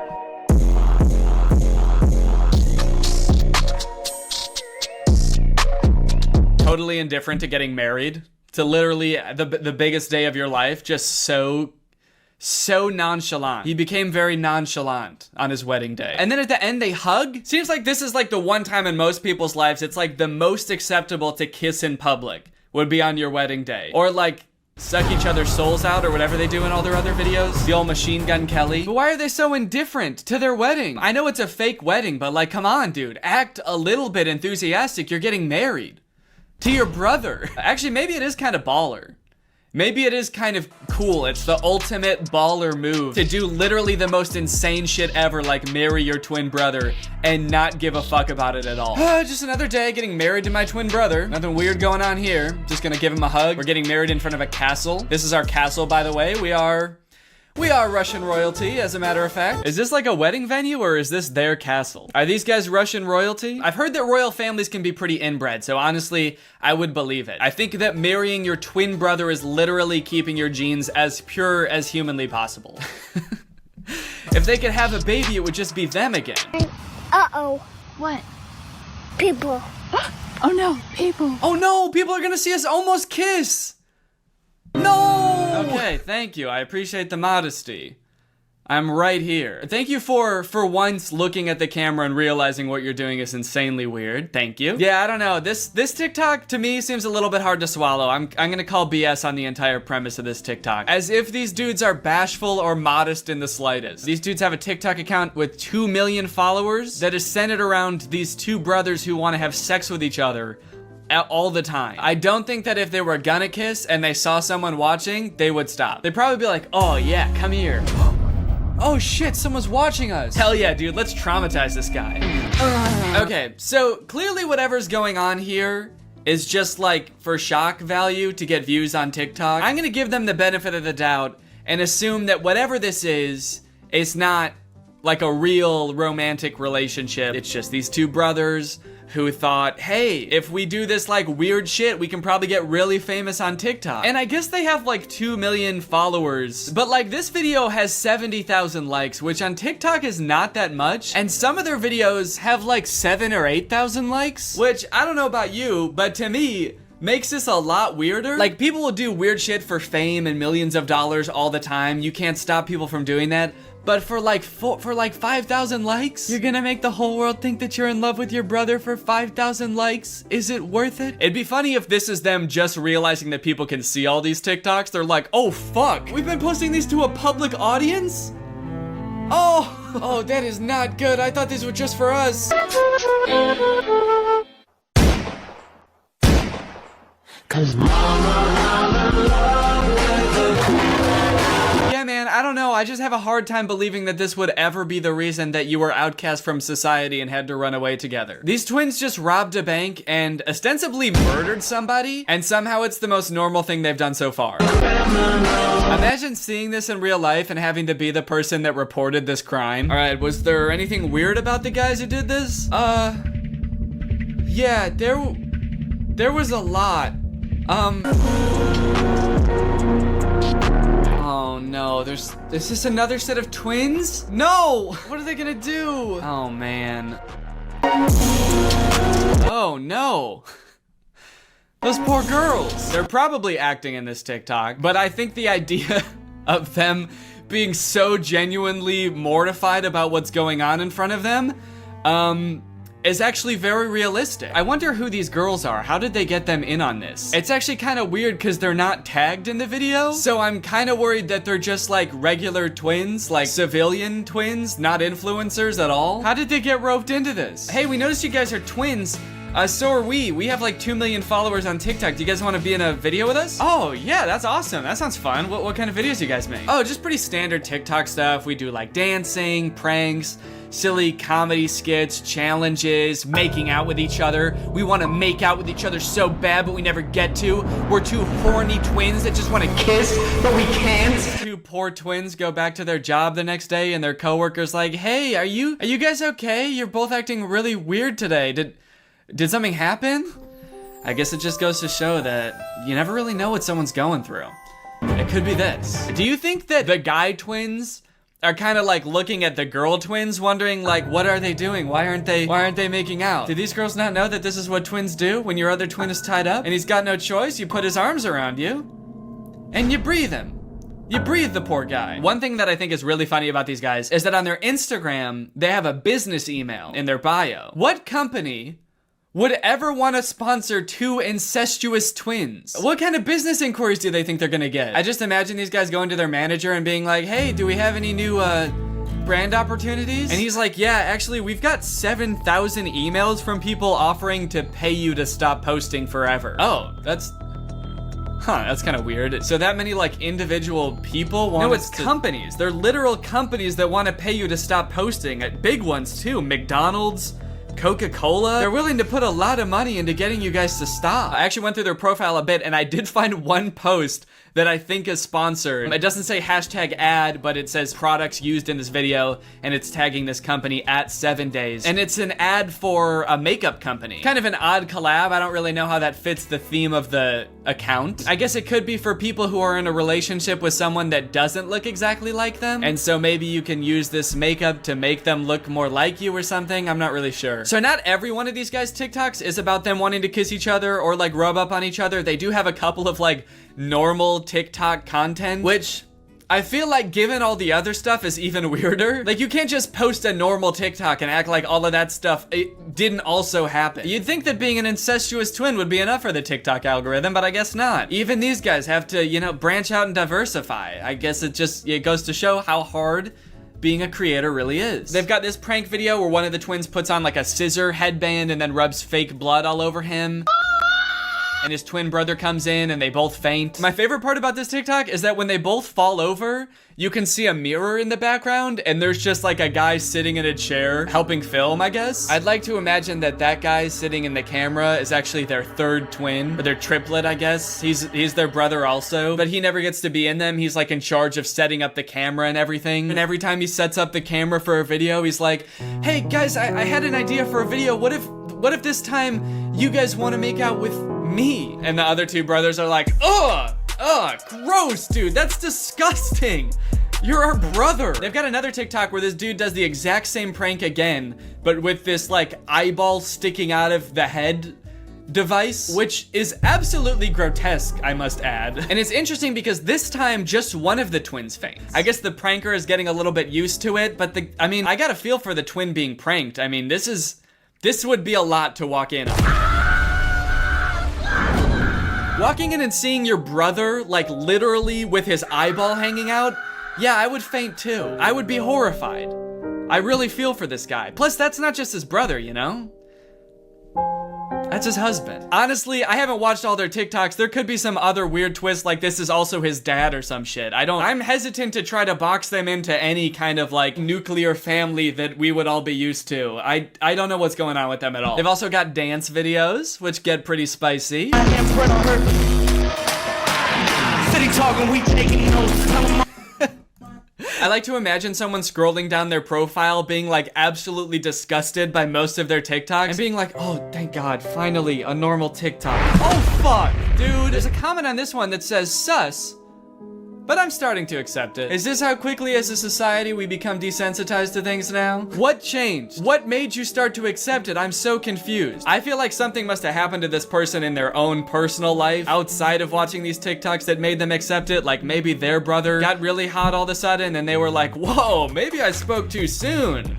These TikToks are kind of on point. Okay, wait, hold on. So now this is confusing. I've started to see comments that are really throwing a wrench in my understanding of this situation. This comment says, are you guys dating or brothers? And this person responded saying, actually at first they were saying, but did not know they were related until the DNA test showed up. Oh, they meant dating. Actually at first they were dating, but did not know they were related until the DNA test showed up. So this person is saying somehow these two guys fell in love without knowing that they were twin brothers. These guys are like, whoa, that's crazy. I mean, we knew we looked exactly alike and we were both coincidentally adopted from the same orphanage, but how was I supposed to know I'm related to the guy? Okay, now I'm seeing comments that are saying that they might not actually be brothers. My guess is they aren't really brothers. They look alike, but they had cosmetic surgery to look more similar and they're just acting like brothers. Okay, I'm sorry, that seems so unfeasible to me. Spending thousands of dollars to look like somebody else, to get 70,000 likes on TikTok and have everyone think that you're in love with your brother? Okay, this person said they are brothers, and then someone commented under that, if you look closely, they don't look anything alike. I think they just seem like it for clout. Maybe. And then someone else said, yeah, I've stalked them for the past 15 minutes, and honestly, they look alike, but not really like brothers. What? Are these guys not twins? Hold on, no. I've spent the past like 3 days watching these guys' videos. Are they not twins? Do they just look like twins because they wear the same clothes all the time? All right, I've been doing some investigation into the topic. Here's my presentation. Alisov brothers. Twins or just guys? Are these two genetically identical humans? Are these just two guys having fun, having a good time? In this investigation, I wanted to take a closer look at the two guys to see if they really look as similar as I thought they did. One of the tricky things about doing this is they never like have both of their faces right next to each other for comparison, like both looking dead on into the camera, both at the same distance. Kind of suspicious, no? Really makes you wonder. No. All right, let's start with the similarities. The similarities I think are pretty obvious. Take a look at this. In some pictures, their faces are virtually indistinguishable. Look at the noses. This is the same nose. The shape of the nostril, the curvature, that little swoop that makes it look like just like a ski slope. That if you were a little skier, you'd probably just ski right off, whoop, and then land in the twin brothers' mouth because they'd sort of be right next to each other like that. They've got the same eye color. Look at the ears too. I mean, that's like having the same nose and the same ears. What is that? What are the odds of that? I'm not a geneticist. I don't know how much ears vary from person to person, but like, look at how thin, like the ridge of the ear is. I feel like that's abnormal. Yeah, I've definitely got a fatter ear ridge there. That's not a normal ear ridge thickness. So of course they have the same hair, but that's pretty easy to fake. Even if they didn't, they could dye their hair and cut it the same way. I could shave my head and I'd look just like Jeff Bezos. Does that mean that I'm entitled to some of his wealth? Now let's talk differences. Do the boys have different facial structures? I hope you can tell, but I've noticed in a few of their TikToks, one of them seems like he's got a lot slimmer face. It's very defined right here. This guy's face is a lot more smooth and a lot more round. In some of their videos, I've noticed that their eyebrows look different. This is a makeup one and it's before they put on makeup. Their eyebrows look more different than when they are wearing makeup. This one's eyebrows are kind of a little more curvy. They go whoop. These ones, a little more straight. See that? So there are some differences. After looking at them for quite some time, there are some differences. But does that mean they're not twins? Zach and Cody, Dylan and Cole Sprouse, these are genetic twins as far as we know. As far as today's top scientists know, these boys are definitely twins. And even when they were younger, I mean, you could tell them apart for sure. Like, they had differences. And now they're all grown up, and I'd say they look even less alike.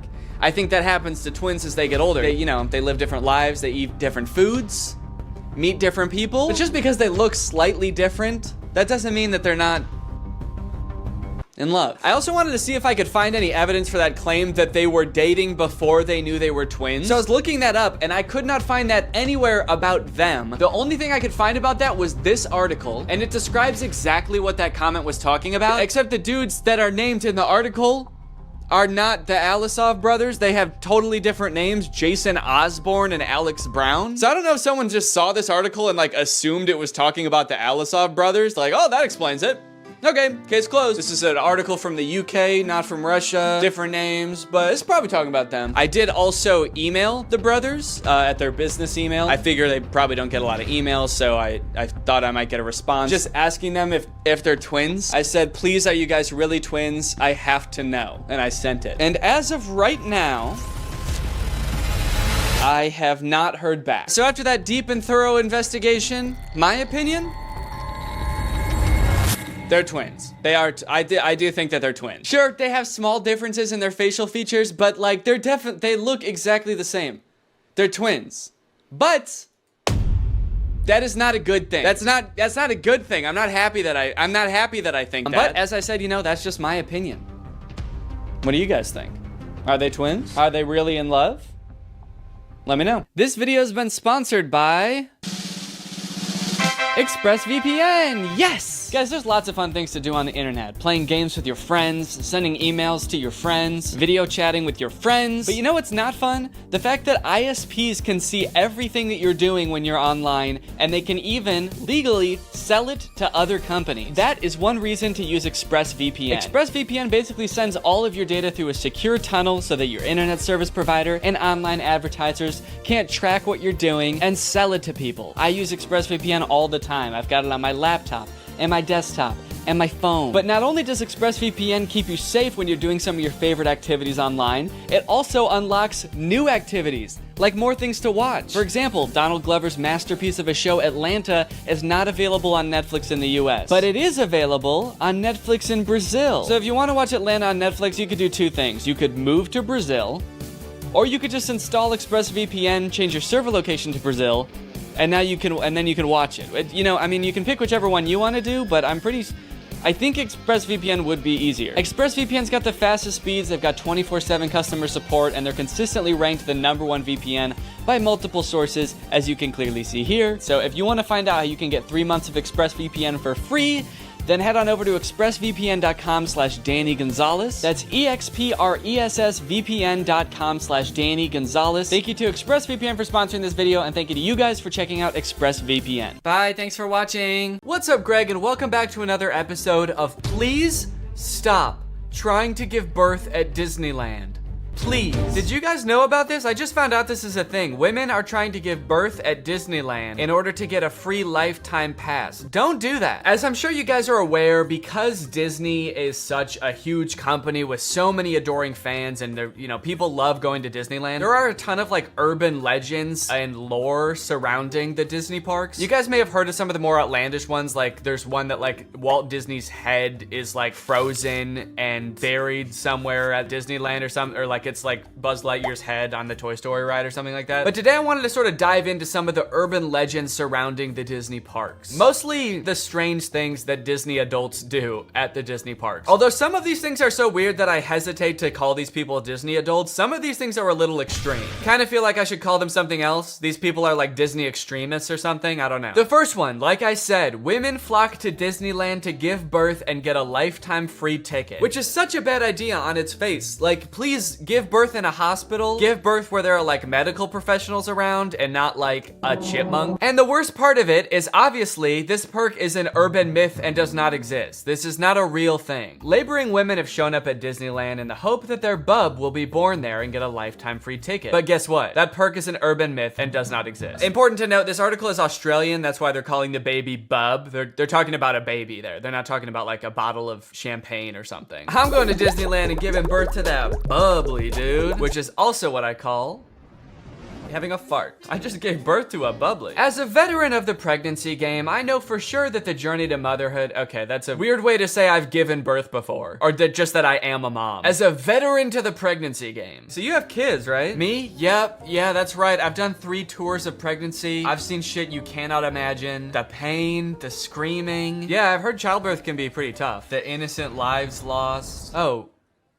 What? The airstrikes. So many civilian casualties. Are we still talking about giving birth? Yes. Laboring women are racing to Disneyland's gates in hopes that if their baby is born there, they will secure their child a lifetime pass. Okay, so the article goes on to describe that there are people that have given birth at Disneyland before, and people have tried to replicate it and give birth at Disneyland, and they've gotten caught, and it hasn't gone well. I do feel like the article is over-exaggerating, though, saying that laboring women are racing to Disneyland's gates. Like, pregnant women have, like, the baby already coming out and they're shoving it back in, like running into Disneyland. There's just like a crowd of angry mothers-to-be banging on the gates in front of Disneyland. Let us in! We must release our spawn! Like making a break to the Pirates of the Caribbean ride to do a water birth. I just feel like they're exaggerating a little bit. I don't know if I would characterize it quite like that. So you're probably wondering how this rumor started. Like, did Disney ever at one point give a lifetime pass to someone whose baby was born at Disneyland? Well, I will let this TikTok explain that. Today in Disney history, the very first Disneyland baby was born. Rosa Salcedo gave birth to a 6-pound,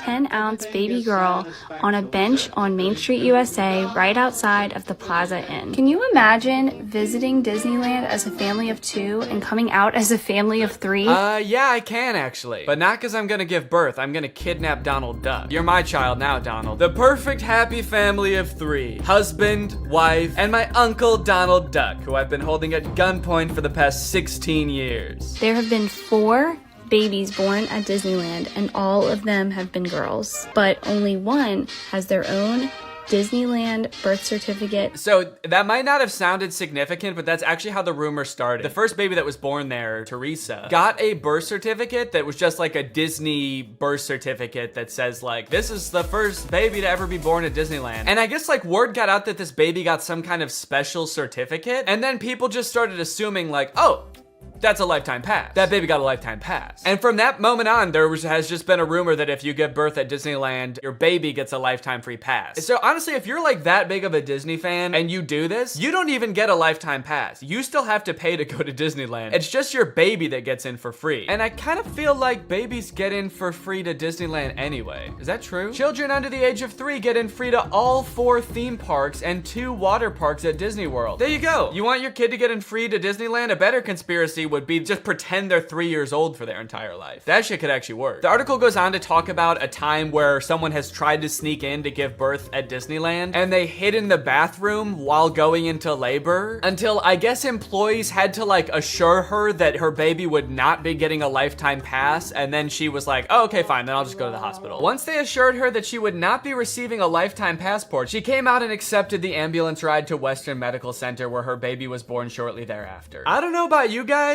but it kind of sounds like she failed the test. If you know anything about Disneyland, you know how well the cast members there, all of the employees, all the staff, all the people in costumes are trained to like respond to every circumstance. It sounds like you just entered the giving birth at Disneyland experience, and honestly, you didn't make it to the end where you get the prize. It also says that this discussion board, The Laughing Place, has some hilarious forum chats about this topic. So I guess other people have been like sharing stories about this happening on this forum, but when I clicked on it, it turns out that it doesn't exist anymore, which kind of sucks because I wanted to find out more times that this has happened, but honestly, it is probably for the best. Kind of sounds like they were talking about some pretty sick shit in there. You think you're gonna go to a Disney forum and see people talking about like, my favorite movie's Coco, but instead you see people talking about like, I'm gonna give birth inside of Pluto's house. I'm gonna go to Disneyland and get fucked by Goofy, and then Goofy's gonna be the father of my child, and I'm gonna give birth on It's a Small World. And I'm gonna make Elmer Fudd cut the umbilical cord. Is Elmer Fudd a Disney character? I actually don't think he is. But he's gonna be there anyway. And then me and my freak mutant, half goofy, half human child will both get lifetime passes. Free pass for life for my little freak. Passes or not, being born in Disneyland is a pretty cool claim.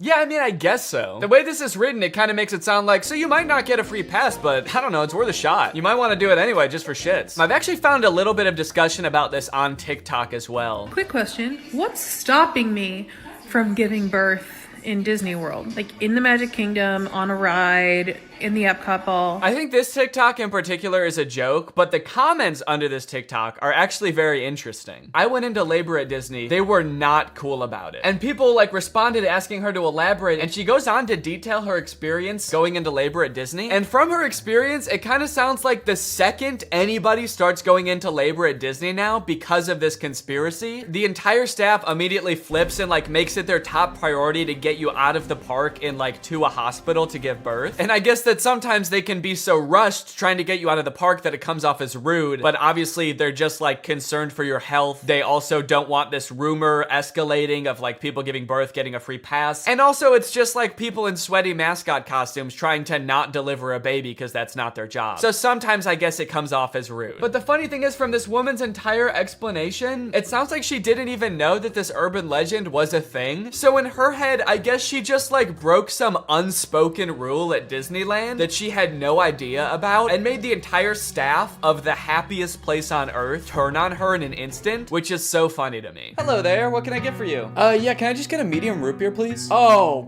great. Oh, great, another guy here to put his balls in the root beer. What? Hey everybody! This guy right here is about to pull out his big fat balls in front of everyone, in front of a bunch of children, and put his balls in a glass of root beer. Why would I do that? Don't play dumb. I'm not playing dumb. I am dumb in this situation. You've clearly heard that if you put your stupid fat balls— why do you keep calling them fat? In the root beer at Disneyland, you get to spend the night with Minnie Mouse. Oh, what the fuck? No, I just wanted some root beer. Is that true? No, it's an urban legend. But no matter how many times we tell people it's not true, we still get perverts like you coming to Disneyland, ordering root beer just so they can put their stupid— don't call them fat— fat balls in it. Oh, come on, man, don't cry. I already am. Why do you still sell root beer if this keeps happening? Because if you shit in the root beer, you actually do get a free fast pass for Space Mountain. Okay, I don't want to put my balls in root beer, and I definitely don't want to shit in the root beer, okay?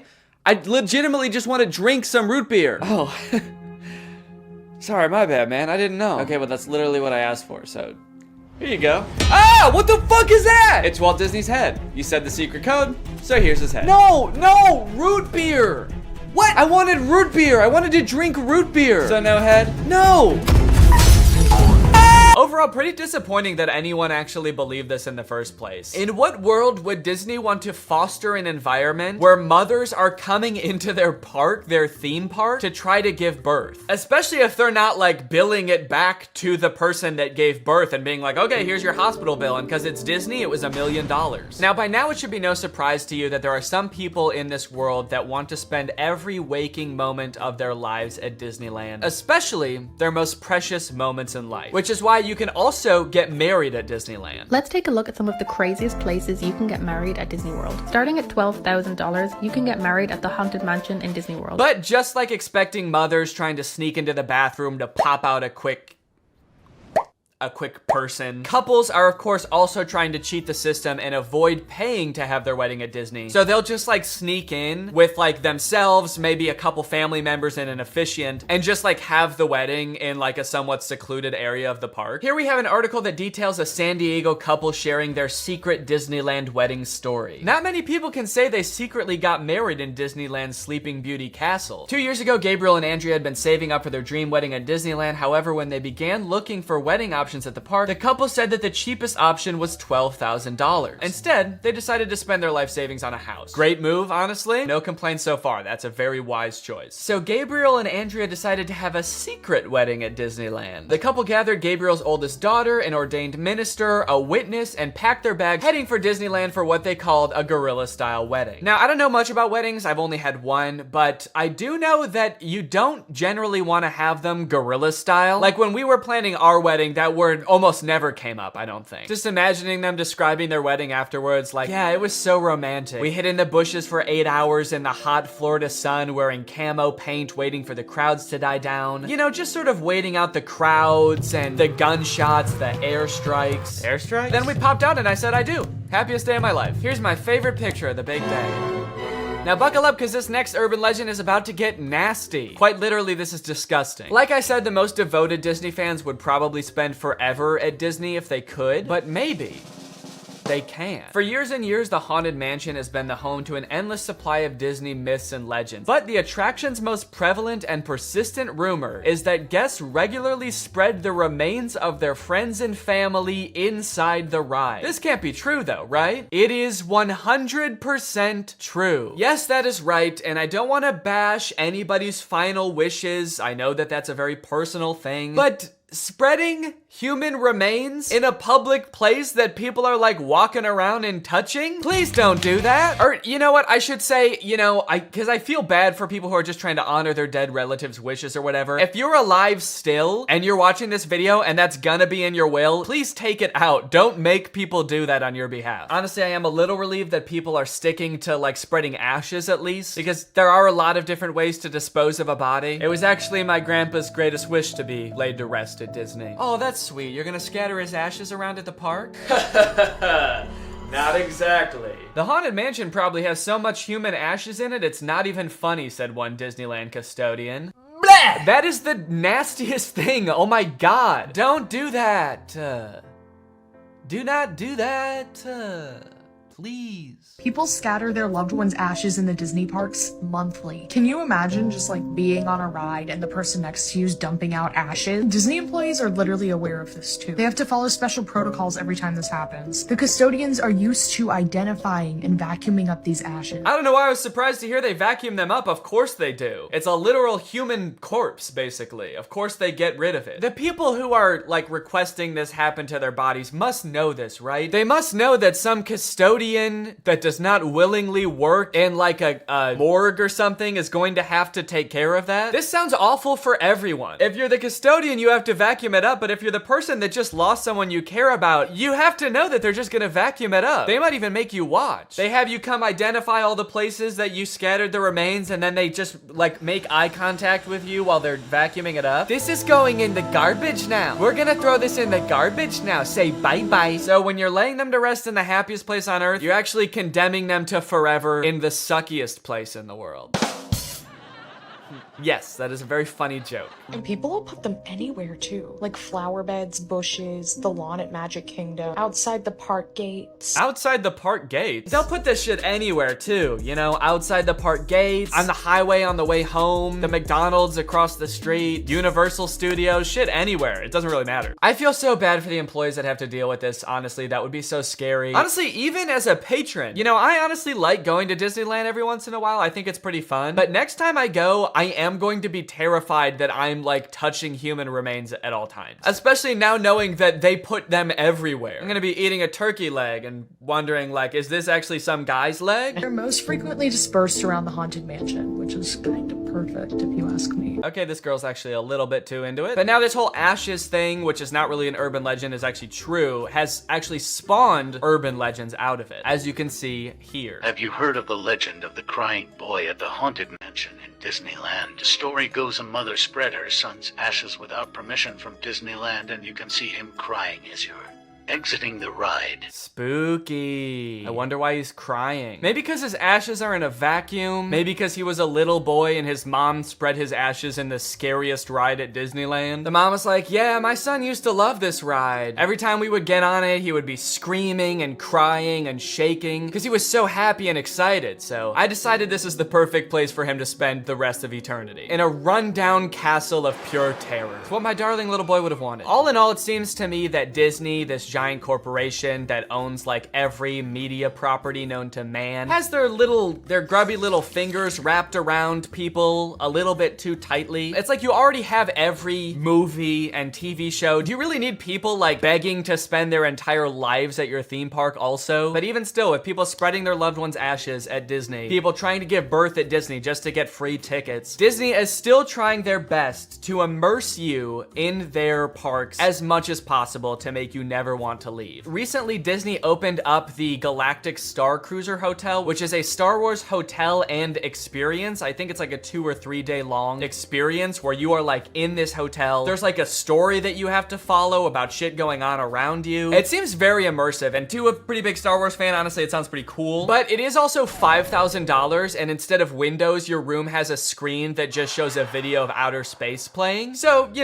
Just keep that in mind that you might go insane while you're in this place. With no concept of night or day, you just have to adhere to the Star Wars pre-approved activities. There's like stormtroopers patrolling the halls at all times. It's kind of like they wanted to build a Star Wars hotel, but they built a prison instead. I read through some of the Google reviews for this hotel. It's only been open for a little bit, so there's not that much to go off of. And honestly, there are a lot of 5-star reviews of people who seemingly really enjoyed it. I did think that this review was really funny. This person gave it a 1 out of 5, and they said, thought the experience was fun, but not worth the price. There are too many missions to keep track of, and you are always missing something. It kind of seems like they got like too immersed in the story and like started to believe that they really needed to complete these missions. This sounds more like the review of a disgruntled employee that like works on a spaceship. There are too many fucking missions, man. There's too much shit to do. The hyperdrive is gonna fail, and I need to fix that. Not to mention the First Order's breathing down my fucking neck, trying to get me to give away the location of my comrade. This place is fucking stressful. I think my favorite thing I've seen come out of this Star Wars hotel is this apparently now deleted ad for the experience that says strike unlikely alliances in your very own Star Wars story. Apparently when you come in, you can decide if you want to be like on the good side or the bad side. So this ad, shit, this place is metal, dude. This goes hard. It's crazy to me that you actually can choose to be on the side of like the evil intergalactic fascists, basically. You and your preteen daughter can don First Order uniforms and betray one of your favorite character's trusts, Chewbacca, giving away his location and leading the First Order directly to him, who will take him away to be tortured and then eventually executed. It might be a little too immersive. It might be. We're gonna start hearing people come back and you're gonna be like, how was your trip? You went to the Star Wars hotel, right? And they'll be like, the guilt over my actions will haunt me forever. But I did what I had to do. It was honestly fucking sick. I loved it. And honestly, like, if someone offered to bring me there for free, would I go? Yes, I probably would. Yeah, honestly, I would like to go 100%. I would like to go. And as if living in an intergalactic prison in a life is curated by Disney. Oh gosh. I feel like we have so much chemistry together. Me too. This has been great. This date was a lot of fun. I really haven't connected with anyone like this in a long time. Fantastic. How likely would you be to recommend this experience to a friend? What? On a scale from 1 to 10, how would you rate my performance? Performance? I thought you were just like genuinely interested in me, like romantically. Oh, perfect. So a 10 then? I really opened up to you. And you opened up to me. That's all just part of the story living experience. It's Disney magic. So that whole story you told me about how sad you were that you had to release your pet into the wild because it had grown to be wild. That was the plot of The Fox and the Hound. What the fuck is wrong with you? Thank you for riding Disney's Love Connection. Please make sure you pick up all your belongings as you exit the ride. Are you an animatronic? Please do not try to fuck any of the animatronics. Are you all animatronic? Have a lovely day here at Am I the only person that lives here? Anyway, that's the end of the video. It's time to talk about our sponsor. What's up? It's me, a hacker, and I'm so excited to steal your data because you don't have today's sponsor, ExpressVPN. You see, sending data over an unencrypted network is a lot like sending a postcard. There's no envelope to cover up your info and protect your sacred message. So any old creep with a little bit of basic computer knowledge and a little bit of free time can come along and check out all of your private information. I'm talking passwords, financial details, hell, emails. I'm gonna look at all of it. I'm doing it right now. Hey guys, I was just kidding. It's just me, Danny. Well, I wasn't kidding about most of it actually. Just the part about me being a hacker, but the rest of it is true. Oh, there's not enough light on my face now. Can I just sort of illuminate my face with this? Luckily, today's sponsor, ExpressVPN, is here to help. Because ExpressVPN encrypts all of your network data with their best-in-class encryption. It would literally take a hacker using a supercomputer billions of years to crack this encryption. ExpressVPN has the fastest speeds out there. They've got 24/7 customer support, and ExpressVPN is extremely easy to use. You can fire it up and get connected with just one click. I've got ExpressVPN on every device that can have it, just to have a little bit of extra peace of mind when I'm out and about, especially on public Wi-Fi. So if you want to find out how you can get 3 months of ExpressVPN for free, then head on over to the link in the description. That's expressvpn.com/Danny Gonzalez. That's expressvpn.com/Danny Gonzalez. Thank you, ExpressVPN, so much for keeping us safe, but also sponsoring this video. Thank you to you guys for checking out ExpressVPN. When you click on the link, it really helps to support my channel, so thank you for that.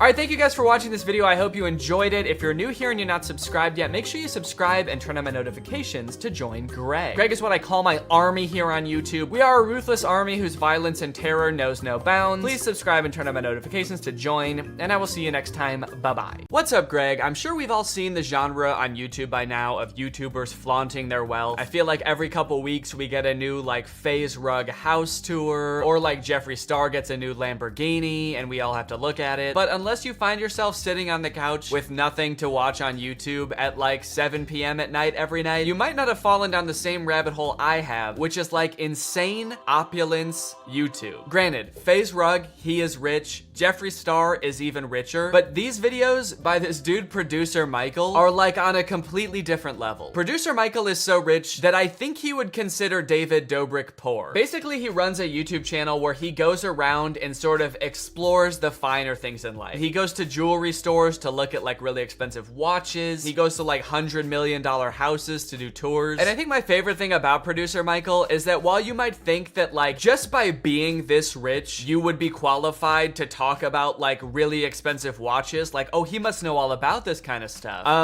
He is not qualified. He is perhaps the most clueless person that could possibly be doing these videos. In this TikTok, he is surprised to learn that he is in possession of and is currently wearing an earring that is worth $5 million. What is that thing you're wearing? It's a red diamond, would you like to see it? You don't understand. This thing right now, do you know how much this is worth? $5 million.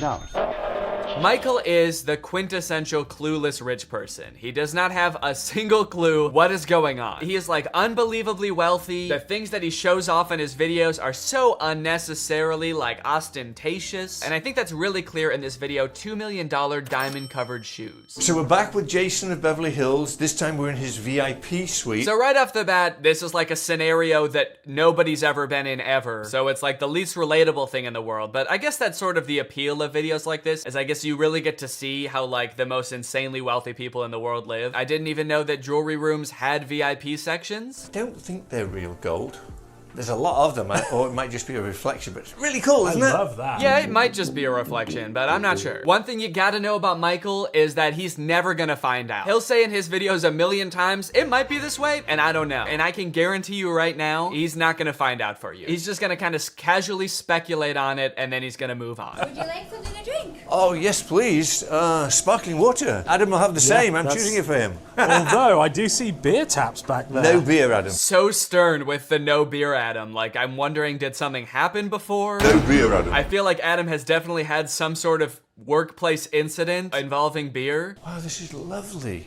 Oh, I already see lots of sparkly things. Wow.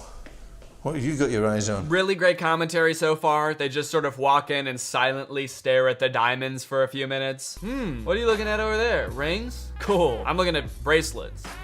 Nice. But eventually they make their way over to a pair of $2 million diamond covered shoes. Michael Blakey shoes. I could wear these, right? I know. These are all diamonds.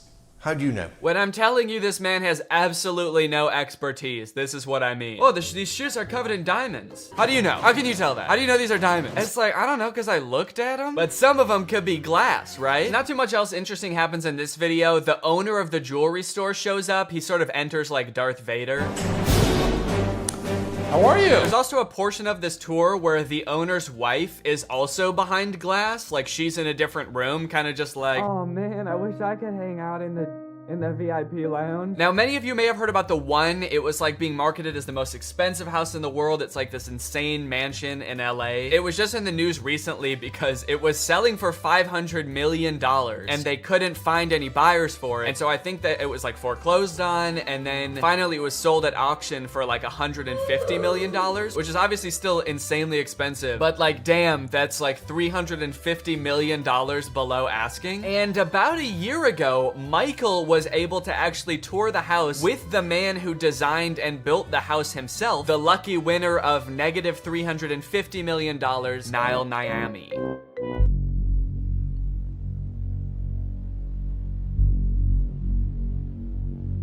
They make it seem like this house is gonna be the coolest thing you've ever seen. Like we're about to see some really sick, like Bat Cave type mansion. But I gotta be honest, This house is so boring. Basically, if you can picture every modern mansion in LA, like the white tile on the floor and everything looks like angular, this is a Minecraft house. It's just a really big version of it.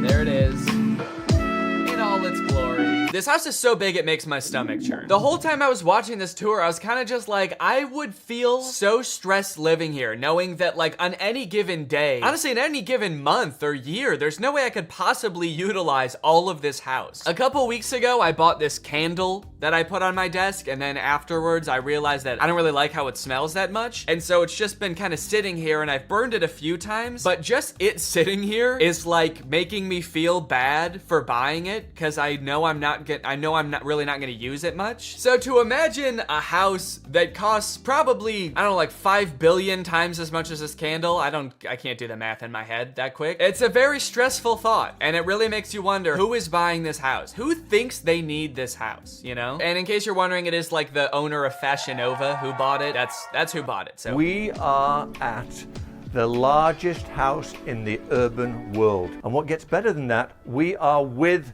the one and only Niall, who is the visionary behind this. He built this. Yep, what makes the tour even better is that we are getting a glimpse into the man, the absolute psychopath that made this house, Niall. This dude is an enigma. Him and Michael together are just like the two most eccentric rich people I've ever seen. The way they interact is wild, and after watching like 2 minutes of Niall, you'll be like, yeah, it makes sense that this is the guy that built this house. Whoa!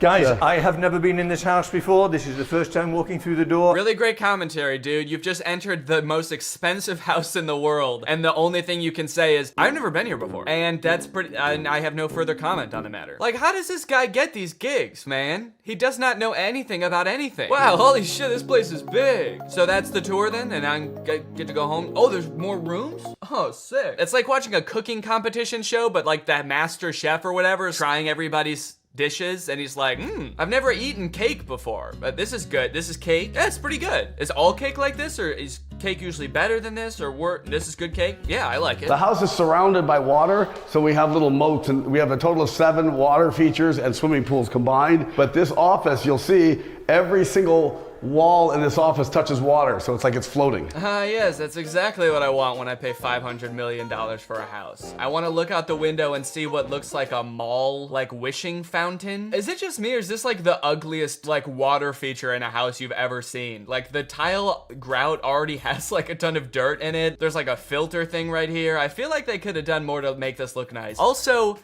what the fuck, dude? Nobody needs a moat in their house. So the next room we're going to go to is the formal living room, and the formal living room, I designed it like the Plaza Hotel in New York, where you could have multiple meetings at the same time. It was very important for me that the house feels comfortable and warm. He just said I wanted this house to feel warm and comfortable. This is the least warm and comfortable house I've ever seen. His feet are literally like squeaking on the floors of the hall as he walks through, and he's still like, yeah, this place is nice and warm and comfortable, huh? Nice and homey feeling in here. I don't at all feel like I'm walking through a mall right now. Every piece of furniture in this house is like so sharp it looks like it would cut you, and he's like, yeah, it's really like inviting and friendly, right? Check this out. Is this not the Four Seasons? I Or feel the like Plaza. I'm in the One Four of the two. Seasons. Is that a good thing? Yeah, I kind of wanted the living room, the place where you like relax and unwind, to feel like the lobby of a hotel. And then for the master bedroom, I wanted more of an intimate feel. So for there, we kind of went with like a Cheesecake Factory vibe. And just like the Cheesecake Factory, there is a lot on the menu in there. Yup. And the view today is a lot of overcast, but still, you know, the thing that is crazy. Great banter between Michael and Niall. Still, you know, the thing that is just sort of talking over each other constantly. This next part, we get a glimpse of how truly weird Michael is. They go outside to look at this sculpture, and Michael is like really excited because he gets to walk on grass. This is going to be a first. I never walk on grass. A lot to unpack here. First off, he says, I never walk on grass. And I think he's talking about just his house tours. I don't know why. I mean, like, most houses have some kind of grass yard, right? Especially ones this big. But he could also be talking about just like in his everyday life, like this man is so rich that he's never walked on grass before. And it kind of made it seem like it, because if you go back, like, he kind of looks like a dog with an electric fence, where he's like kind of walking along the edge of the tile trying to follow Niall, but he can't because he doesn't want to walk on the grass. I just want to know more about Michael's story. Like, who are you, dude? Father never let me walk on grass as a child. He said grass is for the peasants that live at the bottom of the mountain where our castle resides. This is real grass, and I'm going to walk on it. There you go. How about that? Look, I'm on the grass, guys. And you know what? I'm happy for Michael. He is like absolutely ecstatic to be stepping on grass. This is the best day of his life. He's really showing his dad today, hey dad, you don't have to be poor to step on grass. Now, you might not think that Niall is that weird. I know I said that he's like a really eccentric guy, and you might be wondering what I mean by that. While Niall is showing off this sculpture, listen to the tangent he goes on about his ex-wife. It's turned into something so much more because my ex-wife, I'm just getting divorced, unfortunately. It was a whirlwind relationship. I met her during COVID, and it didn't work out. Okay, we don't need to know all this. This is not about the sculpture. Just keep going. You don't need to give us the whole story of your ex-wife when you just mentioned her once. But maybe it will still at the end. I don't know. But this is a charity that we have called Wings of Angels, and this is going to help children in third world countries through the arts. I don't know any of what he's talking about. He went into this weird tangent about his ex-wife and how he hopes it'll still work out. It seemed like he got choked up, and then he was like, but this sculpture is gonna help third world country kids. And that's really what it's all about at the end of the day. So this is my artwork, and I have one in a glass case in my other house that says giraffe, anatomically correct giraffe skeleton. So this guy has an anatomically correct chrome giraffe skeleton in this house. As you'll see in a bit, in his own house, he also has like the same thing but in gold. This dude is really into giraffe skeletons. I don't know if he thinks that makes houses seem more warm and friendly to have like a giraffe carcass towering over you at all times. And then there's also a nightclub in the bottom level of this house. This is the nightclub. Look at this. Shall I do the reveal? Okay, here's the reveal. It almost feels like he like wanted the house to be a certain amount of square footage, but then like ran out of ideas of how to fill the space. So he got like 50,000 square feet done. And then for the other 50,000, he was like, I start putting like businesses in here. I don't know. Nightclub, sure. If you go another level down, it's like an Amazon fulfillment center. Well, Paul McLean was the architect, but everything in this house was generally all of my ideas. We know. It was your idea. We know. It's very believable. You don't have to explain it further. We know. You killed the giraffe and you came up with a nightclub idea. This is the community bath. So this is the her side. This is the toilets and this is the sinks. And see these plates right here. Why does Michael storm into the bathroom like he's looking for someone? Niall's talking, he just like books it to one of the stalls and is like, who's in there? Michael's actually on a secret mission right now. He's on a reconnaissance mission looking for this dude's ex-wife. We know she's hidden somewhere in the house. You've got to find her, Michael. Oh, okay. Really interesting house. Yeah, I like this place. Found ya! Shit. These are the urinals. And I'm gonna have cameras here looking at the guys. You're gonna have cameras? Cameras looking at the guys putting the image in the girls' bathroom. Out of the box thinking. Out of the box thinking. You see, most people wouldn't think to do that because it's illegal. But I'm thinking outside the box of what is like morally acceptable. It's a normal thing like a guy would do. Now I'm thinking like the girl. Get in the back for a minute. He's like, you know how that's a thing that guys are always doing? A thing that all guys are doing? And it's like, no, not really. I don't think all guys are doing that in nightclubs. And he's like, yeah, you know how I'm always doing that? You know how I'm always putting cameras in the girls' bathroom? Well, now I'm gonna do the opposite. I'll show you the theater. Where is the theater? Wait. It's very hard. We just saw the real Niall for a second. Oh, where is the theater? Shut the fuck up! You speak when you're spoken to. Or, it's over here. Hard to see this because my ex that I met 8 months ago, I married. It didn't work out because she's from Argentina. She doesn't listen to me, blah, blah, blah, blah. He said it didn't work out because she's from Argentina and she doesn't listen to me. My two biggest turnoffs, dude. Kind of feel like you would have known at least one of those things before you got married, but I don't know. She's from Argentina. She wouldn't listen to me. She told me to stop mutilating exotic animals, blah, blah, blah. She told me that my giraffe-sized vat of molten gold in our living room was too expensive. But it's still hard to see because we were like soulmates, like deeper connection that you could ever imagine. No. So it's hard. Dude, you gotta stop bringing up your ex-wife, man. 10 million people have seen that first video and 4 million people have seen this one. You can't be airing this stuff out like this. Rich men will do a $500 million house tour instead of just going to therapy. I struggle to properly articulate how I feel when I watch videos like this, because on one hand, like, it is entertaining to see how like insanely rich people live. I think another part of it is sort of like a what is that word, like Freuden?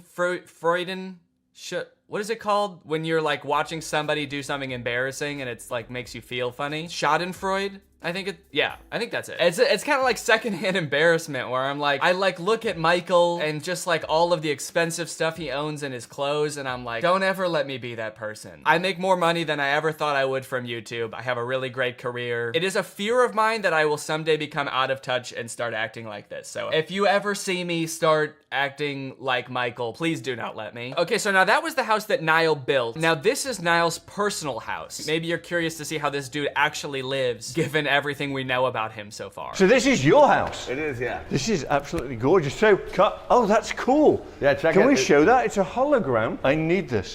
Where do you get these? I'm selling all the art, so if you want, I'll have this. So one of the weird things about this house tour is that Niall keeps saying that every piece of art in this house is for sale, which is definitely not a good sign. Like every time Michael is like, wow, this is a cool piece, he's like, yeah, how much will you pay for it? Because this one's actually going, it's a great deal. It's going for $350 million. Do you want it? So here's the golden giraffe that's at his house. It's absolutely insane looking. I mean, like, I don't know, does this go kind of hard? Is it cool? I don't know if you can tell at this part of his house. It kind of feels like it's just like in the back of his house somewhere that you'd never see it. But if you're gonna have like an insane piece of art, like maybe this is kind of cool. He said there is like a real giraffe skeleton involved in this somehow. I think that they like molded one out of clay based on a real giraffe skeleton. So I don't know if they had to kill a giraffe to make this. That would be fucked up. But then Niall says something that is pretty disturbing. Each side is 2 clear, 2 broken. You want to know a secret? It's funny. Yeah. They weren't really broken. Like somebody shot a bullet in this one. You can see the hole, so I broke the other side with a hammer just to match it. Yeah, Niall says that someone shot the giraffe's sculpture case randomly, like he doesn't know who it was, and his first instinct was like, oh shit, now I gotta make the other side look cracked too. So he walked around to the other side and cracked it with a hammer. Niall, are you not concerned? Why did they do that? I don't know. I came out one day with, oh, sorry. I don't know. It's not like I'm in like a ton of debt and people would have good reason to take me out. It's probably not a big deal. Oh, my favorite part of this whole tour is that while they're in like the bathroom, I guess, or some kind of spa room, Niall says he has a secret room, the red room. And he's like, you can't bring a camera in here. So I'm guessing this is some kind of like sex dungeon or some shit. And when Michael comes out, he is absolutely petrified. He is a changed man. Oh, that secret? Yeah. Yeah. Oh God, I see why. Hold on. All right. No, well, I guess. Leave it behind. I mean, you can just tell by the entrance that something is going down in here, right? I've never seen anything quite like that in my life. Secret. Maybe you're right, we shouldn't show it. Thoughts, Adam? Michael looks like he's on the verge of tears, dude. Motherfucker's never touched grass before. And you brought him into a sex dungeon? You look like a changed man. He looks like the shell of a man. Look at him, he's going to go hide in the corner. Anyway, so that's producer Michael, the richest man in the world, I think. Well, thank you guys for watching this video. If you're new here and you're not subscribed yet, make sure you subscribe and turn on my notifications to join Greg. And I will see you next time. Bye-bye. Hello, Greg. Well, guys, I've got some interesting content for you today, as usual. I found a very curious case that I would like your opinion on, but I don't want to give anything away just yet. I just want you to watch the first couple TikToks, and then I will sort of explain what's going on, okay? So this is the first TikTok I saw of this guy. His name is Dustin Tyler. It says, drink a bucket of bleach or date Selena Gomez again. Let's see what he says. So yeah, deeply personal thing to post on TikTok, I feel like. I didn't know who this guy is when I first saw this TikTok, so I was just very confused. I was like, did this guy date Selena Gomez? It says again. It's not just some guy speculating, like, I probably wouldn't like dating Selena Gomez, so yeah, I'll take the bleach. So then he made another video responding to this comment. It says, is he making fun of Bryce Hall, or, and I don't know what that's referring to. I don't know if Bryce Hall said that he liked Selena Gomez or dated her or something, but this just provides a little more insight into the relationship that this guy had with Selena Gomez. Nah, I'm not making fun of Bryce Hall. Him and I are nothing alike. See, he has to make stories up that he was with Selena Gomez. Me, I actually was. And then I friend-zoned her, and then I broke her little heart. Again, a very mean tone to the video, condescending to this person who is just genuinely asking a question, but gives a lot of insight into his alleged relationship with Selena Gomez. And then I friend-zoned her, and then I broke her little heart. I am curious about the details of the story though, because just the order of events is kind of weird to me, the way he laid it out. He says, I was with Selena Gomez, and then I friend-zoned her, and then I broke her little heart. He says that things happened in that order. Usually, you don't start dating someone and then friend-zone them. Usually when guys talk about getting friend-zoned, it's like they're talking to this girl, and then she reveals that she sees them as more like friends. This guy's saying, we were dating. They could have been dating for like 3 years, and then he turns to her and he's like, you know, I really see you like a sister. The best sister I ever had. So he says he dated her and then friend-zoned her and then broke her heart. So he like friend-zoned her, broke things off with her, and then he broke her heart. What did he do? I dated her, I friend-zoned her, and then I killed her hamster. Just straight up stepped on it. This was years later, by the way. Anyway, by now you're probably wondering, who the hell is this guy? Is this Justin Bieber? Because I know they dated. That's what I thought at first. I thought, is this what Justin Bieber looks like now? But no, this guy's name is Dustin Tyler. And I scrolled through his page to try to figure out who this guy is, and here's what I came up with. It's coming soon, but just like Oklahoma, mine is coming sooner.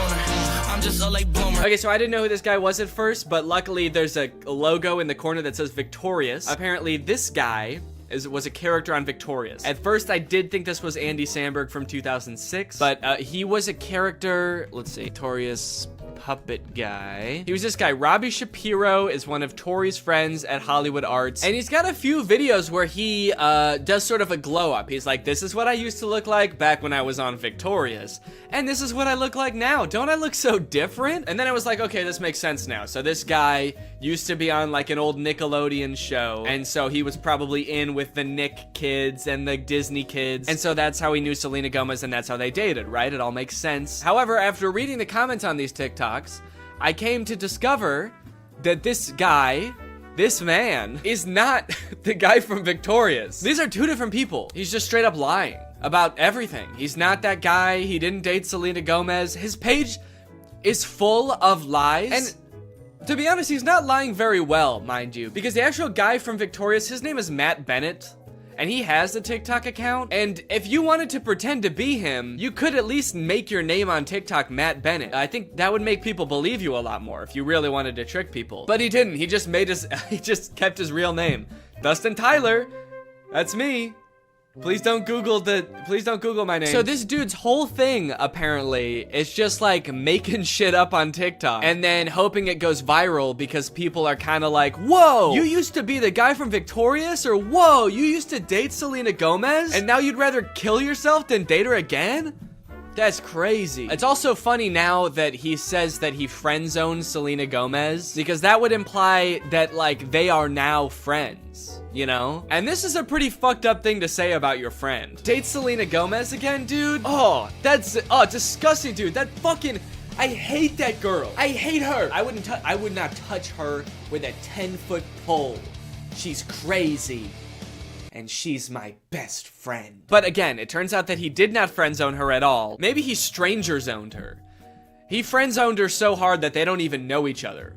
And never did. This is kind of interesting to me because this is sort of playing off an existing trend on TikTok where people will post like that they have some sort of past or current relationship with a celebrity, like my uncle is Tom Cruise, or like my grandma is Sandra Bullock. And like TikToks like these will go viral because people are just like weirdly obsessed with stuff like that. The comments are always like, holy shit, I didn't know Tom Cruise had a family. I'm not really sure why people are so surprised about it. I understand just being like, yeah, I never really thought about like what Tom Cruise's cousin would be like before. But then again, why would you? You know? Like, I can't imagine why you'd ever be in like a Mission Impossible movie wondering like, I wonder who the guy who plays this character's cousin is.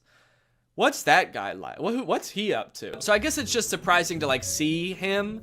But it's not really surprising to find out that he does have a cousin. I don't think we're all under the impression that like Chris Pratt just showed up just came about through natural causes. If you just search on TikTok, I think famous relative check, lots of videos will come up about being related to Charli D'Amelio or Bob Saget. Okay, this guy is saying that his mom is Flo from Progressive. This is kind of like a popular thing on TikTok, and anytime like a big celebrity has some cousin post about them, it goes viral. But the downside to blowing up in this fashion is that it's kind of hard to keep this momentum going, you know? Most people don't have multiple famous relatives, so you can't just keep posting about like having more famous relatives. I mean, I guess if your cousin was Justin Bieber, you could just sort of keep filming him at every like family get together. But you are kind of just limited to one famous person, which is where I think this guy Dustin Tyler has it all figured out, because he doesn't just pick one celebrity to be related to.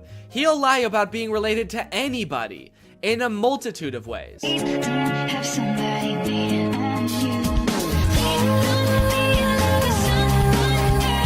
I should say that in this dude's profile, it does say jokes/satire. So he is covering his bases just in case someone tries to like sue him for whatever that would be, lying, being weird. In case anybody tries to sue me for being a little bit strange, it's all jokes. Also, all of his TikToks about like dating famous women are about him friend zoning them.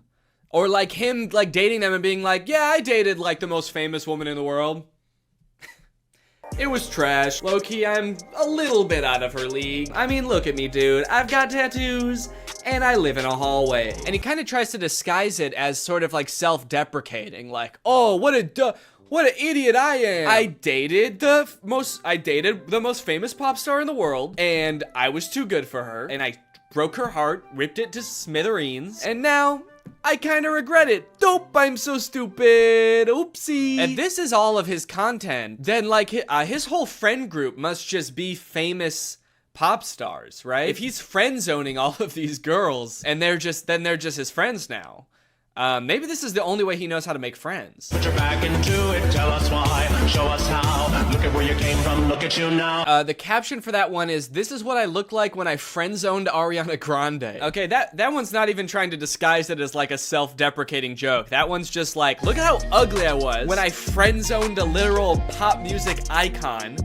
And now look at how hot I am. I can't decide how I feel about this, because on one hand it's kind of creepy, but it also is kind of funny that he's just like pretending to be dating all of these famous people. I will say, very disrespectful to the guy from Victorious. The fact that he's using this guy's picture to be like his past ugly self and being like, but now don't worry guys, now I'm hot. I don't look like that ugly-ass dweeb anymore. And he's like showing a picture that's not even him, it's some other guy. And he's also kind of like lying about things that guy did too now. He just starts assigning all of this horrible shit to this guy that's not even him. Yeah, this is what I looked like back when I robbed that bank. Can you believe this is what I looked like back then? Damn, that was the same year I blew up that hospital too. Shit, I've really changed since then. My name is Matt Bennett, by the way, and I did all those things. People just walk away from those videos being like, wow, that guy who played that kid in Victorious is kind of an asshole. Also, one of the weirdest things about this is he also posts all of these TikToks on Instagram, and he's verified on Instagram, which seems very weird because literally all he does is pretend to be other people, and somehow that gets him verified. But he does, in fairness, also say jokes and satire in his Instagram description. So when Instagram verified him, what they're saying is, don't worry guys, this really is the guy who pretends to be the guy from Victorious. If you're wondering if this guy really is who he says he is really the guy that pretends to date Selena Gomez. They do get a little bit creepier though. This one is like that sound that's like, back in the day, me and you, baby, we used to have fun. And it says, my mind when I bump into Ariana Grande when she's with her husband with like a emoji. Imagine this guy that Ariana Grande's never met before bumping into her in public with her husband. Remember me? It's like, I've never seen you before in my life. Oh, the fun we used to have. If he keeps making TikToks like these are only going to get progressively more and more creepy the more like life changes Ariana Grande goes through. The next one's like me following Ariana Grande's daughter home from elementary school to tell her about all the good times me and her mom had. Me in court while Ariana Grande's trying to file a restraining order against me. And if you wonder if I hate you, imagine Ariana Grande's husband, like, just randomly stumbling across this TikTok. What the fuck? I don't even know this guy. Imagine if he sees all the other TikToks and, like, believes them, because he doesn't know. Babe, who is this guy? And she's like, I have no idea. And he's like, bullshit. You're just saying that. You're lying to me. This guy friend-zoned you, and now he hates me. And she's like, no, I literally have no idea who that guy is. He's lying. You obviously do know him. He was on Victorious. That guy was not on Victorious. You are so full of shit. He's verified on Instagram, babe. Okay, that one just throws off the whole thing. I thought he wanted Ariana Grande back. And all the other TikToks, he's like, damn, I wish I never friend-zoned her. And now he's saying I would never date her again? How do you reconcile those two? Oh, I wish I didn't friend-zone Ariana Grande. I wish I killed her. These are getting a little creepy, kind of like bringing her husband into it. There's one comment under this TikTok that says, you're using her name a little too much, I think. And he commented under it, I'm obsessed with her. I'm not using her name too much. I'm obsessed with her. I think I'm using it an appropriate amount. How am I supposed to stop using her name if I can't stop thinking about her? How does that make any sense? Again, I get that this is all a bit, you know, it's all jokes and satire, but I do feel like he may be taking the bit a little bit too far and committing a little bit too hard to the bit now. He's gonna get arrested and be like, that video that I posted of me over Ariana Grande and her husband sleeping was a joke. I was making fun of someone who would do that. The knife in my hand was a goof. You wanna know the craziest thing about this? Is all this dude does is pretend to be other people and pretend to be related to other people. And he has 1.7 million followers on TikTok. You know John Legend? Like an actual famous person just started a TikTok. You know how many followers he has? He's got 1.6 million followers. He's got less followers than someone pretending to be related to somebody famous. Dustin Tyler has 4 times as many followers as the actual guy from Victorious. Matt Bennett has 400,000 followers, and a guy pretending to be him has 4 times more. It's like, how do you get more followers by making TikToks about being like related to somebody than you do by being that guy? He hasn't just pretended to date celebrities, he also has pretended to be Keanu Reeves' son. People, tomorrow morning, 10 a.m., Santa's coming to town. And a lot of them have this kind of theme where like people and like potential girlfriends only like him because he's Keanu Reeves' son. And I just think it's kind of funny that in this fictional world where he can make up anything, he picks such a sad reality for himself. He picks these worlds where like he turned away the love of his life, Ariana Grande, and now he's bitter and he despises her husband. And he picks this world where Keanu Reeves is his dad, but like he can't really be sure if anyone actually likes him for him because everyone's just so obsessed with Keanu Reeves. He's turning his life into a tragedy. He's made a tragedy of himself. Also, I think it's kind of funny that in this scenario, it seems like the she that this video is talking about would be Ariana Grande. You know how Ariana Grande is obsessed with Keanu Reeves and that's a thing about her? Screaming, crying. Also, I want to know where he's making these TikToks. He's always either like in a hallway or in a storage closet. I feel like I'm way more interested than his life than like whatever fantasy land he's coming up with. I feel like he's making these at work. Whatever job this guy works, I must be the most boring job in the world. I get daydreaming about like dating Ariana Grande or like having a famous parent, but then like daydreaming and fantasizing about like dating Selena Gomez, but it was trash. It's like you've gone through everything else there is to daydream about. And now all you have to daydream about is like, what if people only liked me because my dad was in The Matrix? Anyway, I don't know. What do you guys think? Is this creepy or normal? Is this creepy behavior or is this all in good fun? And it's just kind of like a silly guy being goofy and wacky.